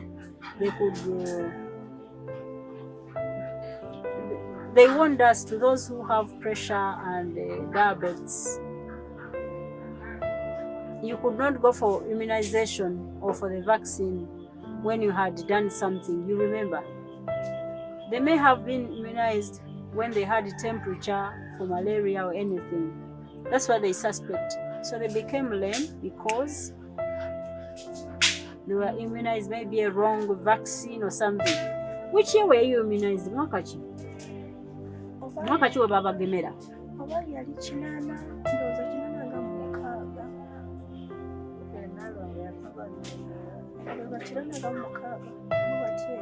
Okay. They suspect to have been immunized around the 80s or 85 or 86 at 3 years. But the only solution to everything is to build a house. They have a plot, Kikongo Mityana Road, but they don't have means or money to build the house. People have come in to help, but I'd like to complain to those who came to do a documentary on these ladies, and they wanted to have more views and more subscribers, that they never gave in the assistance that was given. to them through viewing. Please, if you have decided to help. Don't benefit from other people's problems. We need to help these two ladies. I call upon you humbly. Give in whatever you have. They have telephone contacts, but we can also decide to open up an account, maybe in a Centenary Bank or any other bank, purposely to help these ladies. But this is a big project. I am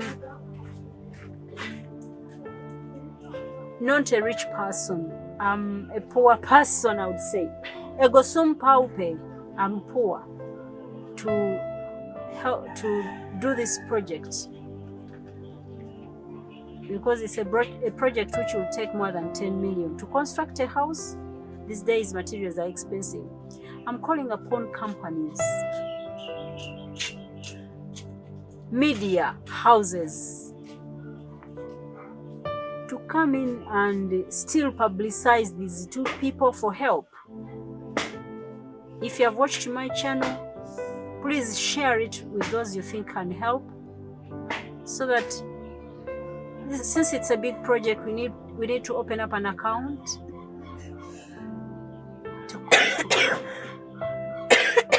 to construct money. I mean, to contribute money for building the house. So she's coughing, but I found her sick of fever, and I'm wondering whether she has got the treatment. They have got children. Each of them will introduce the children she has, but some 3 I had are at school. So, dear viewers, dear listeners, just keep your check in heaven by helping these ladies. Let's construct them a house so that they can have some space where to live, and they can have some privacy. Imagine these two ladies using a bucket as their toilet, and then the children taking the stuff to the toilet. Let's help, I beg you. The humble request from Babiria about the construction of the house, what they need. Bino bye bimu ku byetaago ebyetaagisa okuyambako okuzimba ennyumba y'abalongo bano. Balina poloti wali ku Mityana Kikonge, eri ku kkubo eri 5 ku 6 wanene, ekimala okuzimbamu luumu 4. Abaana ne basula mu kisenge kyabwe, n'abaana 2 waki ne basula mu kyabwe, ne basobola okugenda mu toilet gye bagendamu eya baketi nga beetegeera kuba balongo, naye si baana kubanga balaba bamama baabwe bwe bagenda mu toilet mu baketi. Bannange, tuyambeko bannange. Tusaba buli alina kyasobola okutukwasizaako, oba buloka tukwaniriza, oba amabaati, omusenyu, mayinja, buli yenna alina kyasobodde mutukwasizeeko, tulabe nga tuva mu eno embeera, naddala tufune toyireti ey'okugendako, kubanga abaana bagenda tuba ekiseera batambule bagende, naye tunabeera tutya nga tukyalina bayambi. Mu kaseera kano katuyambako okutwalayo, naye nga bakuze olaba nga bagumya mutwe okugisitula, kiswaza, kyenyamiza, naye olwokuba tuli bazadde baabwe ne basobola babitwalayo. Naye tusaba kiralina kyalina otudduukirire, Mukama akutuweera omukisa, era tusaba nnyo, tusaba buli alina kyalina atukwasizeeko, owa buloka, owa omusenyu, owa ebbaati, buli yenna kyosobodde twesonde tulabe nti tuva mu muzigo.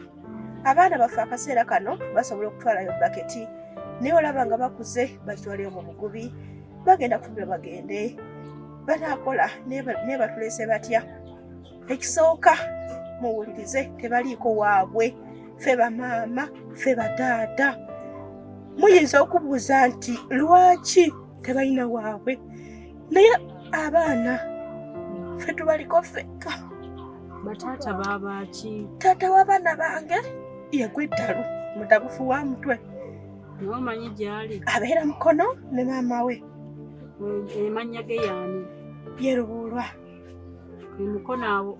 Ate maama we yani. Maama we yes Nankinga. Sise Nankinga. Abeera Mukono. Naye nga babazaala wa.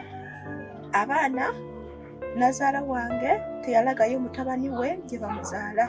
Nkubira omulanga ffenna abazaala abaana. N'ogamba nti abaana bange bakikazi.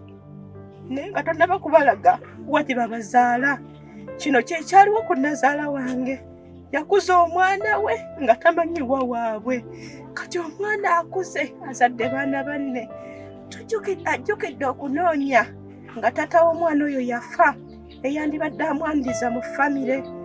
Omwami kati gwe tugezaako okubuuza ye William Kisambira. Okuva e Rwanda. Omusika ali ewaka akyagaanye okutulaga famire. Omusika oyo y'ani amanyi? Omusika oyo ye Richard. Abeera ku kyalo ki? Rwanda. Abeera ku kyalo Rwanda ejjinja? Kamuli. Kamuli. Bannanga abatulaba nga mumanyi omwami oyo abeera ku kyalo ky'e Rwanda Kamuli. Mu famire ya Peter Kisambira. Ng'azaalibwa famire yani? George William Kisambira. George William Kisambira. Oba William Kisambira. Oba William Kisambira. Tusaba okusinkana famire eyo. Naye ye akyagaanye. Bonna betugambako okutukwasizaako agamba yayagala basinkane nga bali bokka babiri. Naye tusaba tusinkane famire yonna etunuulire abaana balabe wawe bagwa. Akyagaanye okutulaga abafamire. Twagala nnyo tulaba abafamire era twagala nnyo okutufunirewo tuzimbe ennyumba yaffe abaana baffe banajja ne batusanga kuba tebalina waabwe. Naye ono bugira mizigo tutambula butambuzi. Leero oli muguno ekyaba kugoba. Naye banaaba batuzimbira ennyumba yaffe tujja kubeera waawo. Kubona munnange toyireti we ne beetulwako asobola okuyimuka n'atula ku toyiye kubanga tasitama. Okwo kwe kusaba kwaffe eri abawuliriza abaledde sapientia ku toilet. Bw'eba ezitulwako asobola nti asobola okwewanirira n'aba ng'akola ki atuula ng'era bw'atudde bw'atyo. Basobola ogiteekako ebikwatibwako ebbali n'akwatako. N'aba ng'asobola okutuulako. Abaana bwe balijja ne batusanga. Yazaala abaana mu musajja baali bamuyita Umaru Mugabe. Umaru oyo tumwebaza okuba nti yamuzaalamu abaana. Osanga tewandibaddemu amuzaalamu nga bwe mulaba embeera ze nti zaakwenjala. Naye abaana tewabalaga waabwe gye babazaala. Tozaala nga mulema ate n'omukweka ki abantu bo.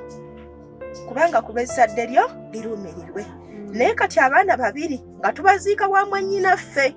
Umaru tukubuuza abaana abo tubazaala mwannyinaffe oba? Ekyo kye tusaba okumanya ewaabwe w'abaana. Umaru ani? Umaru Mugabe. Wazaala mu Nakata abaana ababiri baafa babaziika waabwe Bukojja. Ate nga gwe oli omwami walibeerako naye. Ate amanya temwatwajoga namukuziika jja. Namukuziika jja. Naye nga abaana tabakkiriza waabwe. Namukuziika jja. Ajja n'aziika abaana be. Ajja n'aziika. Naye nga tebatutte waabwe ku kika. Bannaye omusajja oyo musiraamu. Musiraamu. Abasiraamu nga tebatera kukola batyo. Abaana babakayanira be batwala ewaabwe. Naye ono ye yabagoba omusaayi gwe. Wa booda afugira Makindye. Umaru ani? Umaru Mugabe avugira booda ku kooti e Makindye. Waweegaana abaana be wazaala mu Nakato ababiri baafa n'ojja n'ogenda obaziika. Naye babaziika Bukojja nga gwoganya batwala ewaabwe olw'okuba wazaala mu mulema. Ababiri weebali. Bannanga abasiraamu nga tebatera kukola batyo. Nga tukukowoola Umaru Mugabe booda e Makindye ku kooti. Abaana baali baziikuddeyo n'obatwala ewammwe n'obaziika ndowooza. Kubanga naffe abatulaba twebuuza abaana babazaala mwannyinamu. Kubanga ne musooka aleeta ne muleeta n'owookubiri. Kati ate nga nange neeraliikirira. Kuba kati nange ono gwensubira bw'abanga akyagaanyi asaba musaayi. Naye tumusabe tusinkane famire yonna. Famire yeesalewo kyakyagaanyi. Kati ekyo nange nkyeraliikirira. Kozi oyo ngambe ye George William. Ye William Kisambira. William Kisambira ku kyalo Rwanda Kamuli. Nenga William Kisambira ye yafa. William Kisambira yafa bana abe Kamuli. Yaliko mu parliament. Muliyo baba. Yaliko muweleza wa parliament. Mu myaka gye. William Kisambira. Yaliko muweleza wa parliament. Yaliko mukulu. Ateekwa okubanga amanyiddwa. Amanyikiddwa. Kati bw'aba amanyikiddwa tuteekwa okufunayo abooluganda lwe. Bannange buli awuliriza nga Wekamuli ng'amanyi famire ya William Kisambira omugenzi eyaweerezaako mu paaliyamenti ya Uganda. Mutabani we, omu ku batabani we Richard, yagoba abaana b'omulongo ono babirye. Era tayagalira ddala basisinkana. Nze kamwa koogera namukubira ku ssimu ne mweyanjulira. Ne musaba tusaba okusisinkana n'abafamire yagaana. Okusooka lwe batwalayo abaana abo yagamba ye tebazaala balema, tebazaala baavu, tebazaala ki bannange n'abagoba. Naye tayagala yadde n'abafamire babamanye. Banaye nga mumanyi abafamire, nze nga Justine Nabbaale muntuukirire, kola ku Radio Sapientia, tulabe kye tusobola okukola. Nti abaana bono bwe bali babasomye bali basisinkana naye tebannasoma kuba tebalina school fees. So bannange famire eyo eya William Kisambira eyo ku kyalo Rwanda Kamuli, bannange temugoba baana ba musaayi gwammwe ku Rwanda ku masomero Kamuli. Bannange abaana bammwe babazaala eno yadde babazaala mu bawala abalema, naye baana bammwe musaayi gwammwe temugugoba. Tata waabwe mutabufu wa mutwe. Tata waabwe yatabuka omutwe. Dear viewers, I'm trying to narrate this story of these two ladies. Babile was saying they have children. For the case of Nakato, Nakato produced 4 children. 2 of them are dead, and the father of these children is a boda man. He rides a motorcycle. And he parks at the stage near Machindye Court. He's called Umaru Mugabe. So Umaru Mugabe, if you're listening to this, you have been with Nakato during the lockdown, you departed. You left her. But you could beat her. When she asked you for food, you slap her, you beat her. That was not good enough. As if that wasn't enough, you left her. But with no help, with no money, you left her in the house, none paid. She had to leave the house because she has no money to join her sister here. So they move on together wherever they go. There are 2 of them with their children.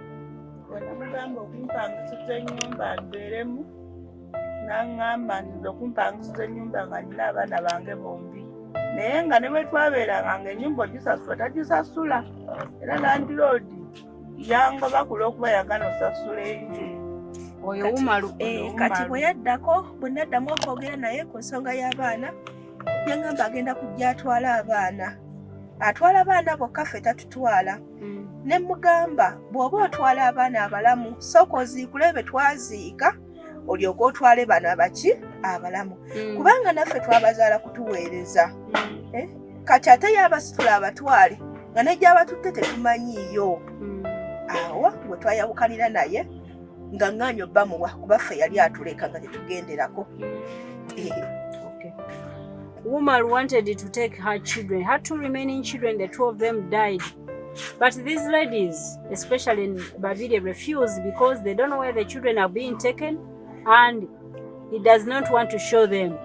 But she also requested Umaru, the father to the children of Nakato, that if you want to take these 2 children, also go and remove those bones or the relics of those 2 dead children, bury them at your place and also take these. But he refused.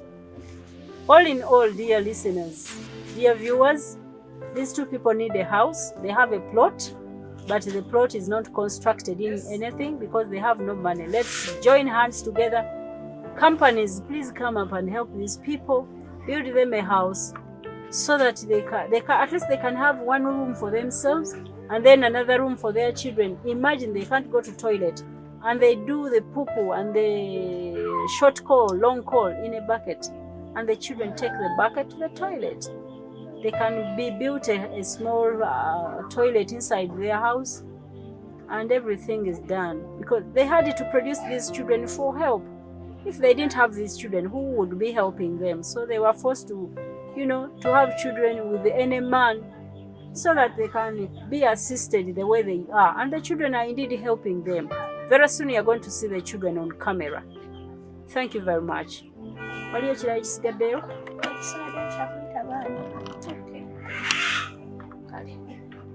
Jemima Era batuwuliriza.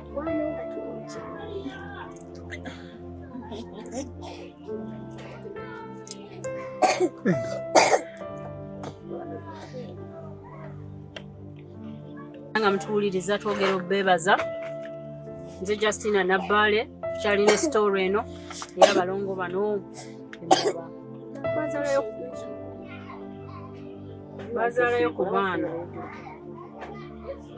bazaalayo ku baana abaana bano okubaweereza era babakolera ddala omulimu mulungi. Nze njagala okubeebaza abaana obutadduka ku bazadde baabwe ne bagenda.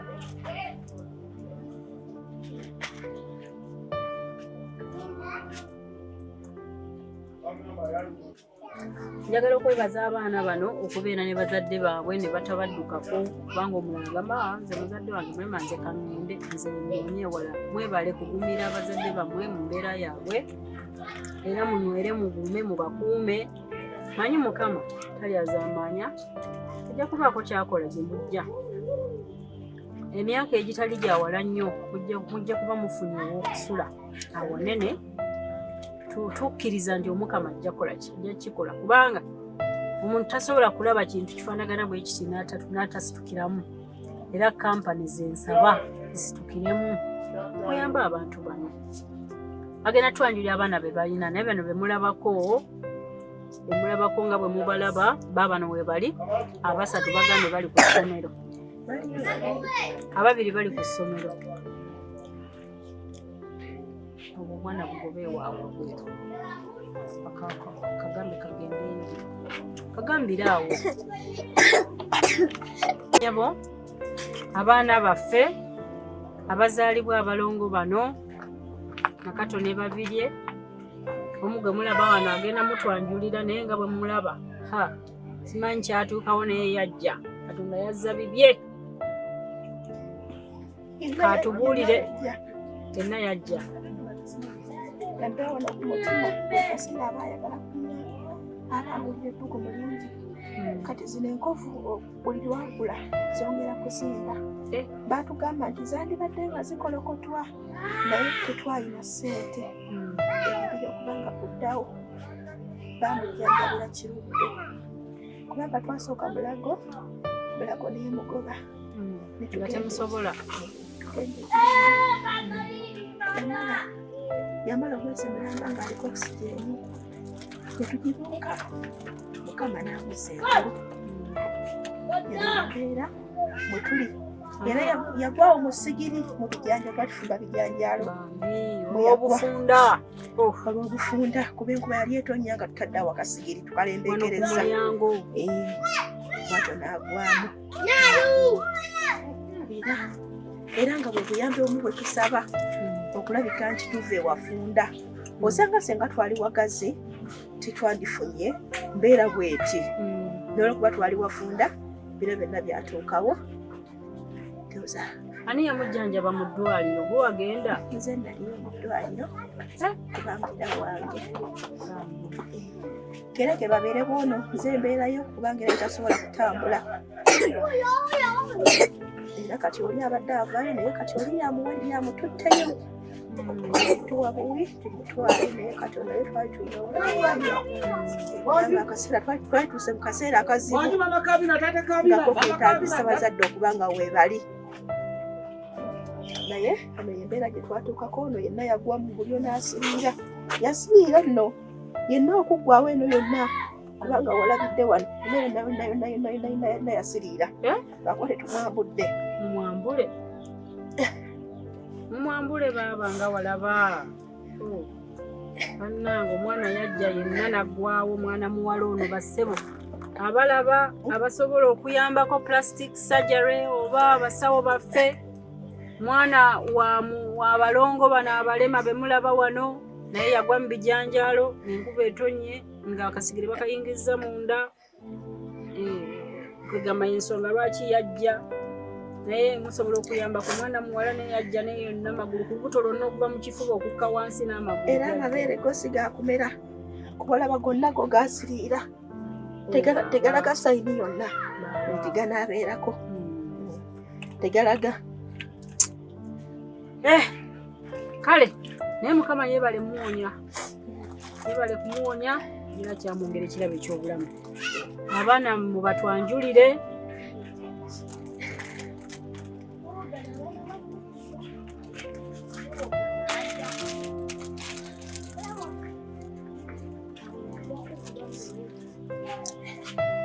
ono ye Sandra Katenesi Sandra twamutuuma Sandra naye nga ye Aisa kubanga twalaba nti kitaawe naffe twayagalamu okumunyiiza ati nga bwaziisa abaana ewaffe ti ekitegeeza baki bewaffe naye ng'amannya ge ye Aisha Katenesi ng'emannya ge Aisha Katenesi era kati naye mulwadde bambi era naye ali ku drip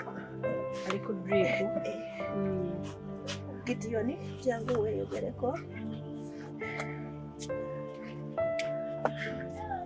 ono no yasooka okujja era naye yalinnya muntu naye yalinnya ye kigere yajja era olw'obufunda bw'enju tudda wali ante munaye muli mu kanyigo mweseetula gwedda wano obudde bw'enkuba nga bwobumanyi bwelutyo ne mwekangakanga mulaba enkuba ez'okuyingiza ebintu ono ye yalinnya mulyo ono ye yagwa bugumbu ono ye yagwa ye mu nva Jemima yingirako wano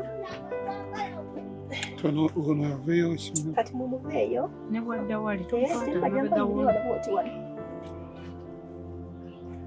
yimirira wano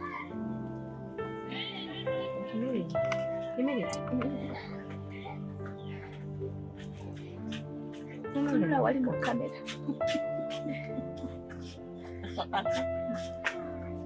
ono ye Jemima abalala bali ku secondary bali mu bibuuzo basobodde kubanga bwemunaakomawo abaani abaweerera abo era nga bwenkugambye nti obusente buno obusenga butuweebwa n'obutereka kati nga bwenkugambye nti koloni bwaweerezaayo n'ozigabanya buli omu n'afunako leero ne bagoba enkya leero ne baddayo bwe batyo bali mu masomero ga gavumenti Kasubi Sinyu ew'emitwalo 9 n'ekitundu buli ttaano yakuyambako yakuweerera ayambako okwo yembeera bwekityo ekitambulidde ono asomera ku Nakyekuba ne basomera ku Nakyekoledde wali ku famire era nabo mu gavumenti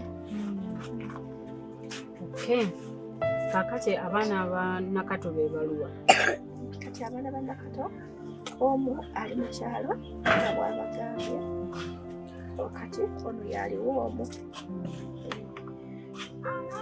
oyaliwo kati bana basigadde bange n'abali ku ssomero babo taata waabwe y'omu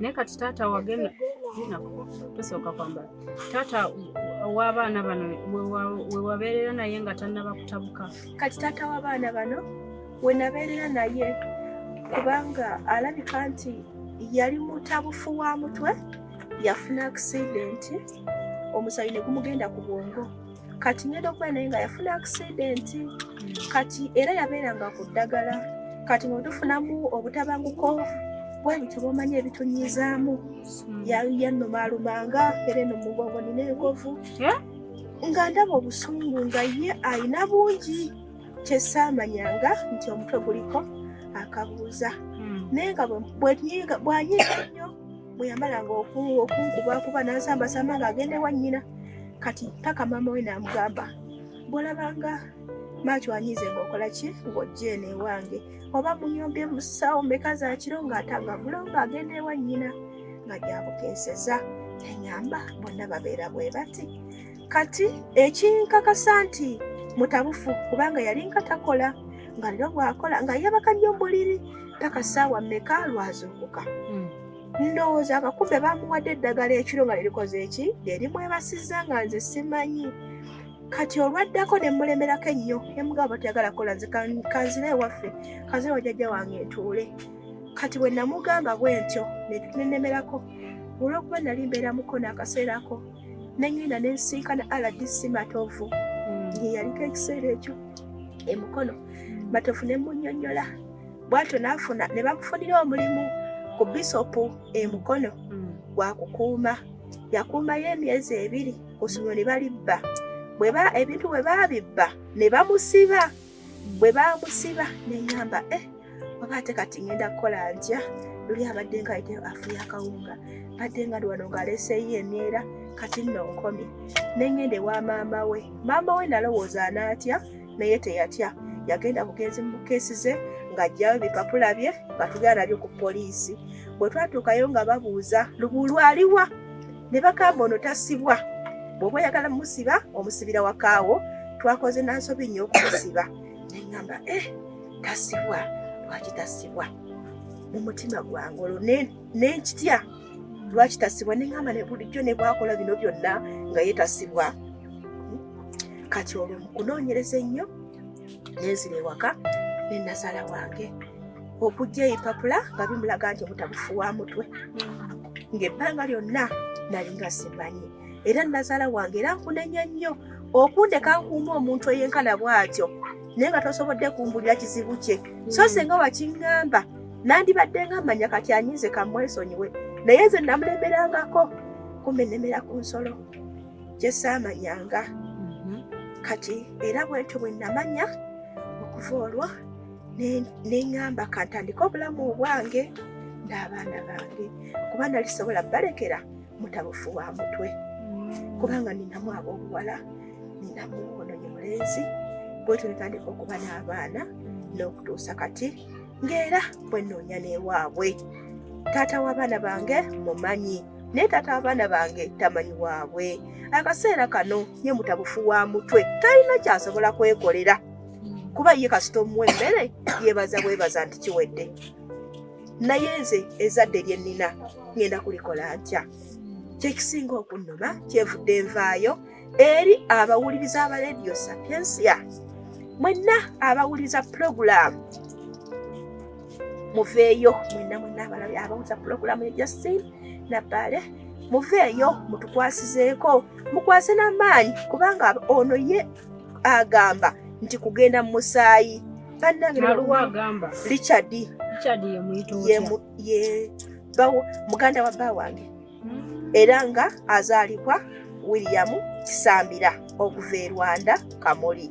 Bw'abanga ye agamba kugenda mu musaayi bwe kibanga kisobose nsaba abawuliriza mwenna muveeyo munkwasizeeko nsobole okumanya ewaabwe w'abaana kuba kinnuma ndi mu muziko leero batugoba tetulina wakubeera. Okwo kwe kusaba kwange mwenna abawuliriza. Okusasula ennyumba fayini twebaza mwenna abaze nga mutukwatirako naye tusaba wakutuzimbira tufune ewaffe awenkalakkalira. Ne bwe tuba tukaddiye abaana bajjanga batusanga awo naffe tumanyibo ku kitundu. Omanyi nti bw'oba mupangisa tomanyiwa ku kitundu kuba leero baba bakumanyiddemu eno zooni enkya n'ogivaamu luli n'ogenda ewalala. Naye tusaba tufune mu kafo kafe akakatono akatuweebwa kitaffe tukazimbemu. Kali makubo matuufu endagaano zonna tuzirina eziraga nti twaweebwa. Tugirina kuba yagamba wano mpaddewo abaana bange abaliko obulemu tewabangawo abajjawo n'abaana baabwe mu ekyo temweraliikirira.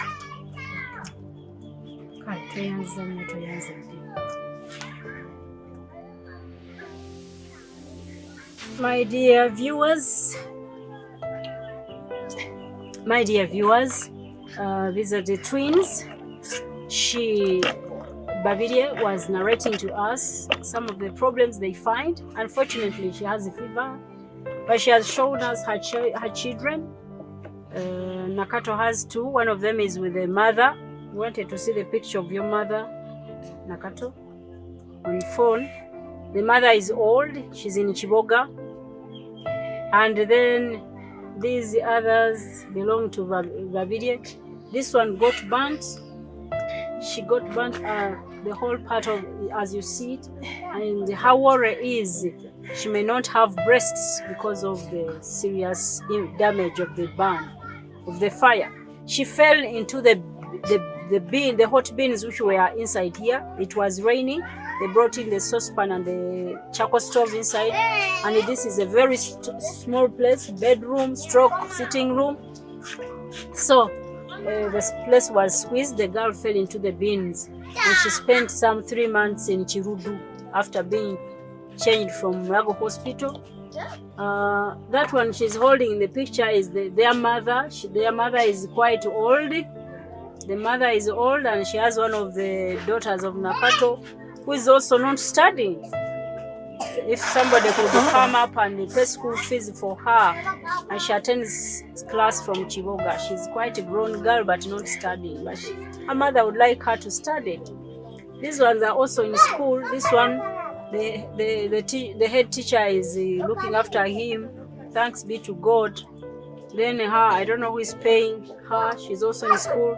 There's another girl and the 2 girls from Babirye who are in school. They are in exams. So they all put up in this house. But I want to thank these children very much. These children have not abandoned their parents. With all the difficulty the parents have, they have not abandoned them. The parents have got a problem, but their children have not abandoned them at all. They have gone through havoc. As I told you, they have a problem with bathing, they have a problem with going to toilet, but it is the children that are taking care of their children, of their mothers. Thanks be to God that they have got the children. But the fathers are irresponsible. They are not looking after their children because maybe they are ashamed that the ladies are lame. But God will punish you. I'm sorry to say, I'm not judging you.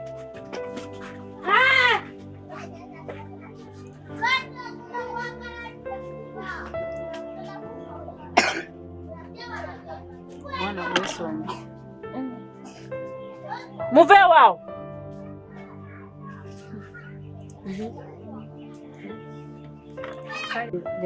The children are still, they are at school and they are looking after their parents.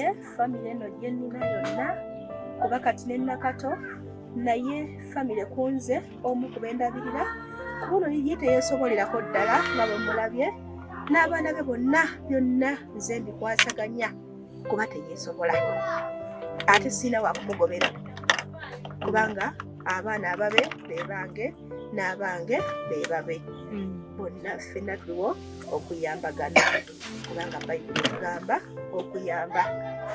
Newakubadde nali mulema naye newakubadde nali wafunda era nga bwondaba naye bwe yagamba nti ajje tubeere ffenna ekyamazima saasobola kumugoba kubanga omulala yandibadde agamba nange ndi wafunda kuba mumanya akaseera kale okuddamu bwe kaatuuka bangi bagobanga abantu abalala babatikka nga batwala mu byalo naye nga ne mukyalo gye mutwala sikola ki sirabayo ne mugamba nzikiriza Katonda ayinza ebintu byonna bannange eno esaala gye nasaba ne ngamba nzikiriza Katonda ayinza ebintu byonna gwaliisa amalanga go ayambaza amalanga g'oku ttale gwaliisa ebinyonyi by'omu bbanga naye ate nze ne famire yange ne baganda bange toosingewo. Bw'atyo Omukama yawuliriza era Nakato bwe yajja ku sapientia obuyambi bwe twafuna mu kaseera ako bwali buyambi bwa kaseera kazibu nnyo naye bwavaayo ne butuyamba. Kati awo nayina munnanga awo yali ayitawo ng'alaba tuli mu kaseera kazibu nga bwe nkakugambye n'angamba sina kyensobola bakolera naye kujjako kyensobola bakolera ninako mukwano gwange Kasuku kamubasindikire ajja akole ki ayogereko nammwe. Akaseera ako Kasuku yali bweru n'atuweereza Lucy Kalibala era Lucy Kalibala tukwebaza kubanga watukolera omulimu gw'amaanyi nnyo eri ekyokulya. Lucy Kalibala yaleeta akawunga, yaleeta sukaali, yaleeta sabbuuni ne tubeera nga omuga tugwiseemu bulungi nga tetulina kitweraliikiriza kuba yali atuwadde ekyaki ekyokulya kubanga Bayibuli egamba mufunanga ekyokulya kibamalenga twasanyuka. Musikali Bala yabayamba yatuleetera emmere. Okay. Kale basaba ne banyabo ebyo byonna bifugibwa aw'okusula singa balina aw'okusula awagazi ebirala byonna binajja naye bo ekyo basinga okwagala kyekyokubawa aw'okusula kubazimbira balina ploti yaabwe naye esente buloka musenyu seminti abazimbi byonna nga bwe mubimanyi. Nze nsaba nnyo kampani muveeyo bannange tuyambe abantu bano abalongo bano. Osize oterese cheke mu ggulu kyekikulu kya byonna. We don't know when we are going to be called, but what we do on earth determines our eternal life. Let it be a company, let it be an individual. Come up kindly to help these two twins with their children, and they have somewhere to stay. Accommodation is their problem. May we kindly help them. Thank you very much in advance, and I'm very sure something is going to come up. I know many of you are going to hear my cry and come to their rescue. May the good Lord bless you as you come up to help these ladies. We construct them a house so that they can live in. They cannot help themselves. They are helpless. They are helpless, so we need to help them and construct the house so that they can, at least the two of them can have a bedroom, or they can even have some privacy during as regards the toilet. Because as for now, they can't go. As she told us, they use a bucket, and their children take the bucket to the toilet. Because the toilets for the tenants are very dirty, and they are crawling down. They can't go to touch in the urine. Thank you very much for hearing my cry. May we help these people. My name is Justine Nabbaale, Radio Sapientia, and you can get me on 0772 45 49 41, 0772 45 49 41, or 0701 Airtel 0701 45 49 42. Their numbers too, I can read them for you so that you can listen to their numbers. Davidie will read out the numbers. 077 053 44 67.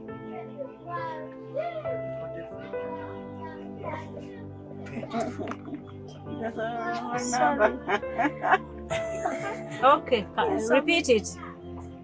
077 043. Is it? Sorry. You can read your number. Read it. It's 0770 53 24 67. 0700 0770 53 24 67. Airtel 0700 43 70 83. Thank you very much.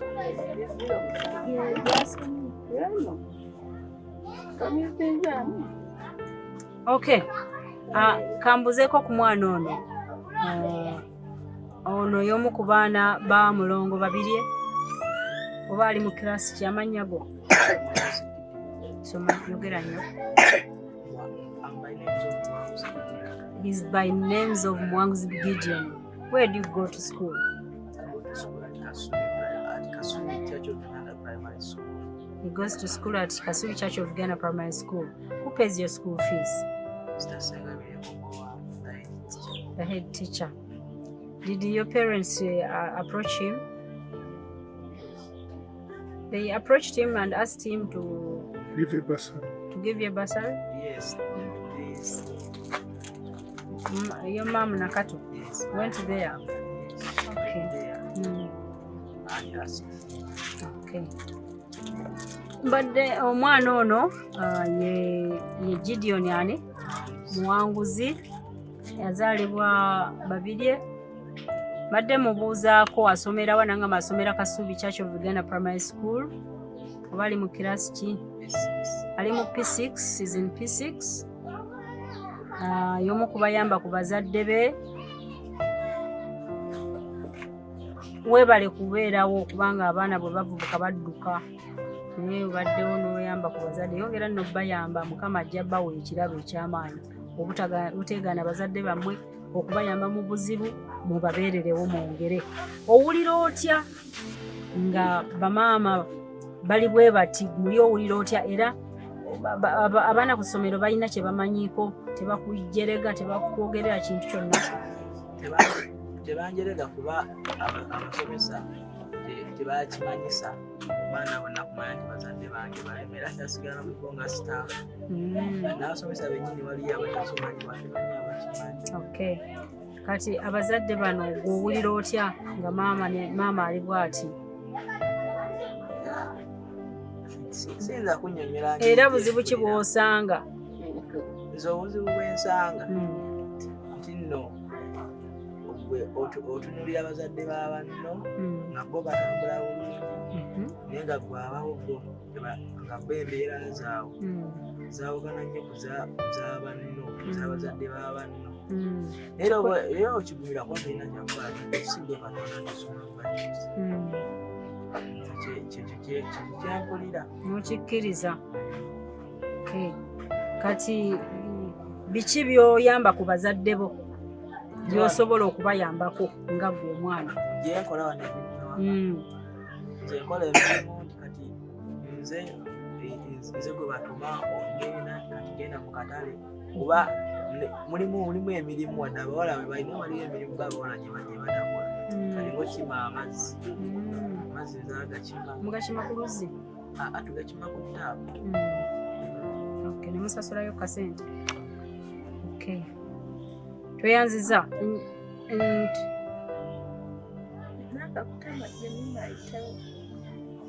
Jemima omwana omulala naye tulina wano nyabo omwana wa Babirye naye wuuyo omulala katubuulire amannya ne gy'asomera.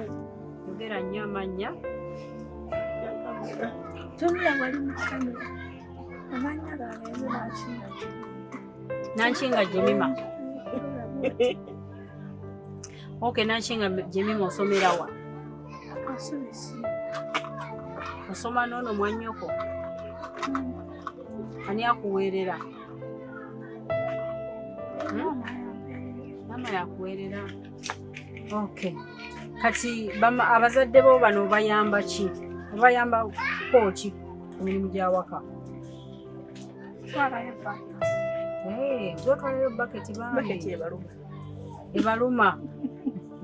Masebole bannyabo, she's one of the daughters of these twins, especially the mother is Babirye. She goes to school. Which class? She's in P5, a younger to Muwanguzi. And her main work here is to take the buckets to the toilets. As I said, the mothers cannot go there, so she's the one who helps them. Thank you very much for that really hard work. It's not easy. Omuntu eyennyala oba akoowa abikoowa naye mwebale kubeera bazadde bammwe butabakoowa butebenyinyala butabeekaanya ne mukkiriza embeera mwe bali ate ne mubeera nabo kubanga mwe abaana abavubuse temwandisobodde kubeera mu kazigo nga kano ne mugamba katubeere ne bazadde baffe oli yali wangwanguse n'adduka n'agenda. The children are polite, well behaved, and they are willing to stay with their parents despite the poverty and the disability. They have not run away from them. I thank them very much. Basaba ne bannyabo twagala okukomekereza nga twebaza Katonda tukuumidde abalongo bano babuulidde ebizibu byabwe bye bayiseemu. Tujja kubalaba entambula yaabwe obulemu bwabwe tugenda bulaba buliriddawa. Nensooka okwebaza Katonda nsobozesezza okujjako wano e Kasubi okusisinkanamu abalongo bano ne tuwayamu ekizibu kyabwe ekisinga kwe kubazimbira ennyumba. Poloti weeri ekikonge lw'Emityana naye okutandika okuzimba bulooka, musenyu, seminti, byonna ebyo tebalina kye balina. Wano basulamu abantu 7 nga bwe nakutegeezezza. 2 asula ku kitanda n'abaana 2, ono asulawo n'omwana omu. Sebo totuleekaanira. Kale muntu mukulu naye bongo tayina atambula yibanga. Sebo yabona babuluka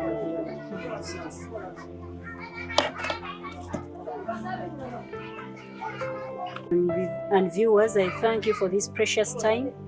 Thank you so much for watching my YouTube channel, Nabbaale Justine. I thank God who enabled me to travel to Kasubi to meet these 2 twins, Nakato and Babirie, who stay in this small room with their 7 children. They need help. They have a plot, but they can't construct a house. The plot is on Mityana Road at Kikongo. Can we do some help? Can you book yourself a check in heaven by helping these needy?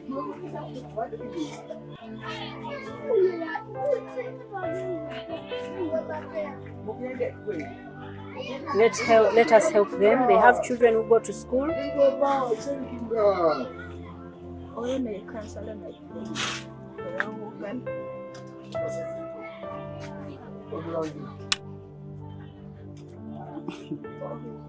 Komola ne kawali oyo yakwataga ne kawali oyo. Kawali MP wa Lubaga. Okay. Kale. Ate LC. Chairman mukadde. Sebo tukole. I'd like to call upon the Member of Parliament for this division or this area. Is called Mr. Beka Kawalya. Mr. Bubeka Kawalya, and also the chairman LC1, Mr. Kaddu. Councillor Alexa Kaddu. Councillor is Alexa Kaddu. We call upon you. Councillor Alexa Kaddu, who prays from St. Chito. Why you say?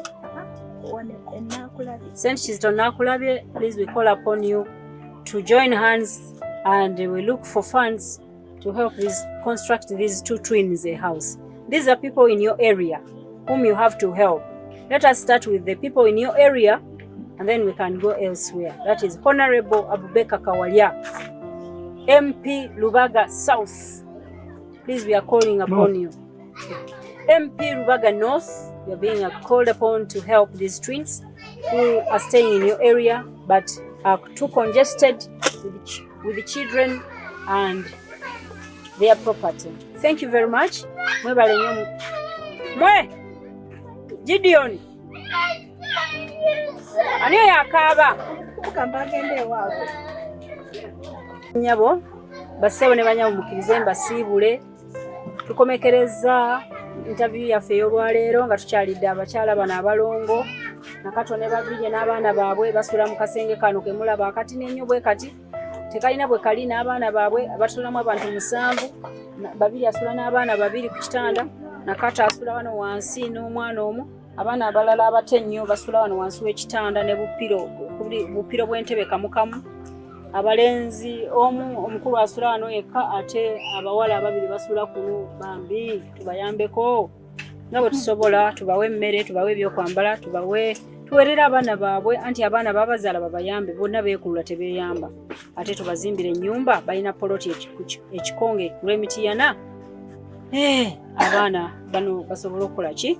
Kufuna we beebaka. Ekizibu bakirina nti beekulula, ate tebagenda mu toyireti, bagenda mu baketi. Omwana oli yatugambye yatwala baketi z'abazadde baabwe mu ttooyi. Tubayambe bwe tubazimbira. Ate si bo basule 2, ate tubaterewo ne ttooyi basobola okukozesa. Bane Mukama bawo omukisa nga mulaba video eno, ate mugisaasaanye wonna kubanga eri mu Luganda n'Oluzungu. Atategeera Luganda ajja kutegeera Oluzungu. Kye twetaaga buyambi tuzimbire abalongo bano ennyumba. Neeyanzizza nnyo Mukama abakuume abawo omukisa, ate mbakakasa nti mwebuukingidde oba mweterekedde cheeke mu ggulu. Era Mukama lwana bayita bwe pa eyo cheeke ejja kuweyinga kinene okuba bufunyisa eggulu oba jjana. Mukama abawe omukisa abakuume. Nze Justine Nabbaale ndi muweereza ku Radio Sapientia Uganda, YouTube channel Nabbaale Justine, Facebook Nabbaale Justine. Abasinga mummanyi ne maybe mubadde temulabanga face abamu naye yenze nkola ebintu bingi neno programu njikola okwongera okuyamba. Obeeranga mwenkanya ng'olamula omugwira n'omunaku tomugoba ng'oyamba abanaku ng'oyambye olikuweera Katonda alibaweera bakola bulungi katunywere tufube laba Yerusaalemu ekibuga ekikulu eggulu y'empeera ekewaffe katukola bulungi katunywere tufube laba Yerusaalemu ekibuga ekikulu eggulu y'empeera ekewaffe. Amina nnyo, amina ddala. Mukama bakuume. Tujja kwongera okuliziganya story bwezi tinja kuba nzibaleetera namusobola okuyamba ku bantu ate nange musigale nga mundaba program zange zisitulako lw'omukaaga kiro kuva ku ssaawa 4 okukeesa obudde mumpulirize ate twongere okuliziganya n'okuyambagana. Mukama bakuumira abawumikisa. Ozinze nange contribution yange byendeesa sisobola bibalaga naye ndeseyo kensobodde saagala babibalage bagamba nti omukono ogumu bwe gugaba omulala guleme kukola ki kumanya kiri mutu nange neetisa ekyensobodde naye bambi mwe bamusinga okuwa nga tuzimba ennyumba tuzimbira abantu bano kati kabeerera wano bagenda kufumba kuugi ke bagenda okulya akuugi ke bagenda okunywa ke bagenda okulya ng'ekyemisana tebalina kyakiriibwako. Mukama abawe omukisa nga muyamba ate YouTube story eno mugimanyise bangi basobole okuyamba era mbasuubiza ngenda kubaleetera story endala ate leero ngenda kukyalira mulala naye mumulabe kubanga sisosola mu ddiini na mu mawanga mujja mulaba era mbakakasa nti mwe mujja kuyamba. Mukama abankuumire. Nze Justine Nabbaale era bampeera omukisa.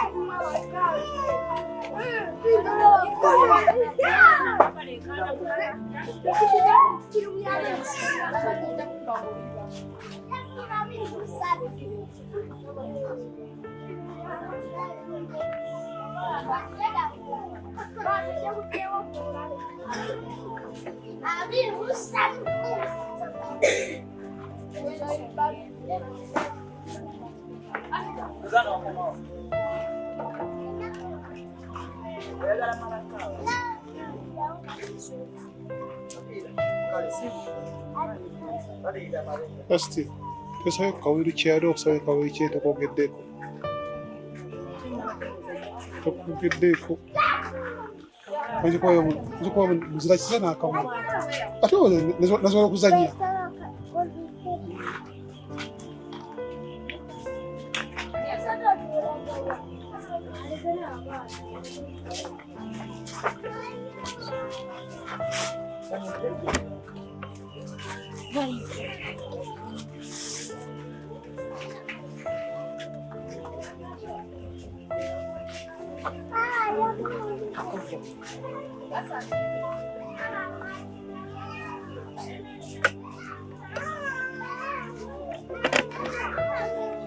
Otambula okugenda maaso nti oya kawawo.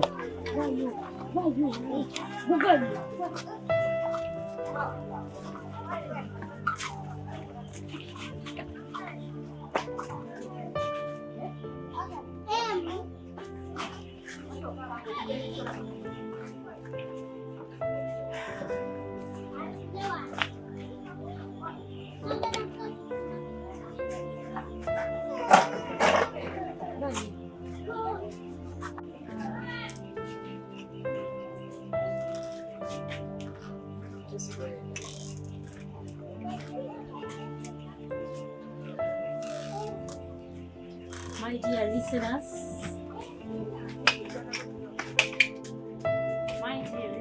and my dear viewers, right now we just finished an interview of Madam Nakato and Madam Badide. As you listen to them, right now they are coming out of the house. The other time they were just seated. We didn't know that they are really there. Nakato is calling herself on the ground, as you can see, and Badide is just coming out. And there is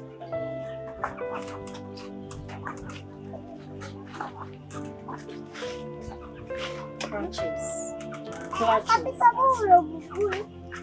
watching her. Yes, they were really lame. They became lame at an age of 3 years after being immunized. They were not born lame, but they became lame after immunization. She is Badide.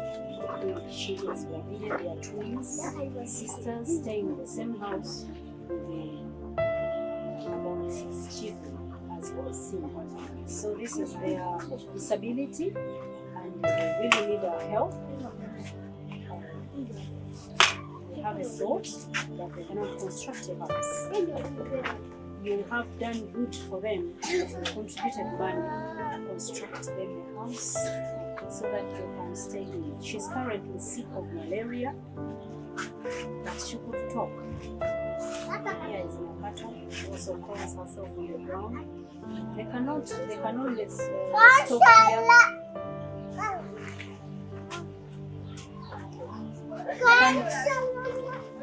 They can move out.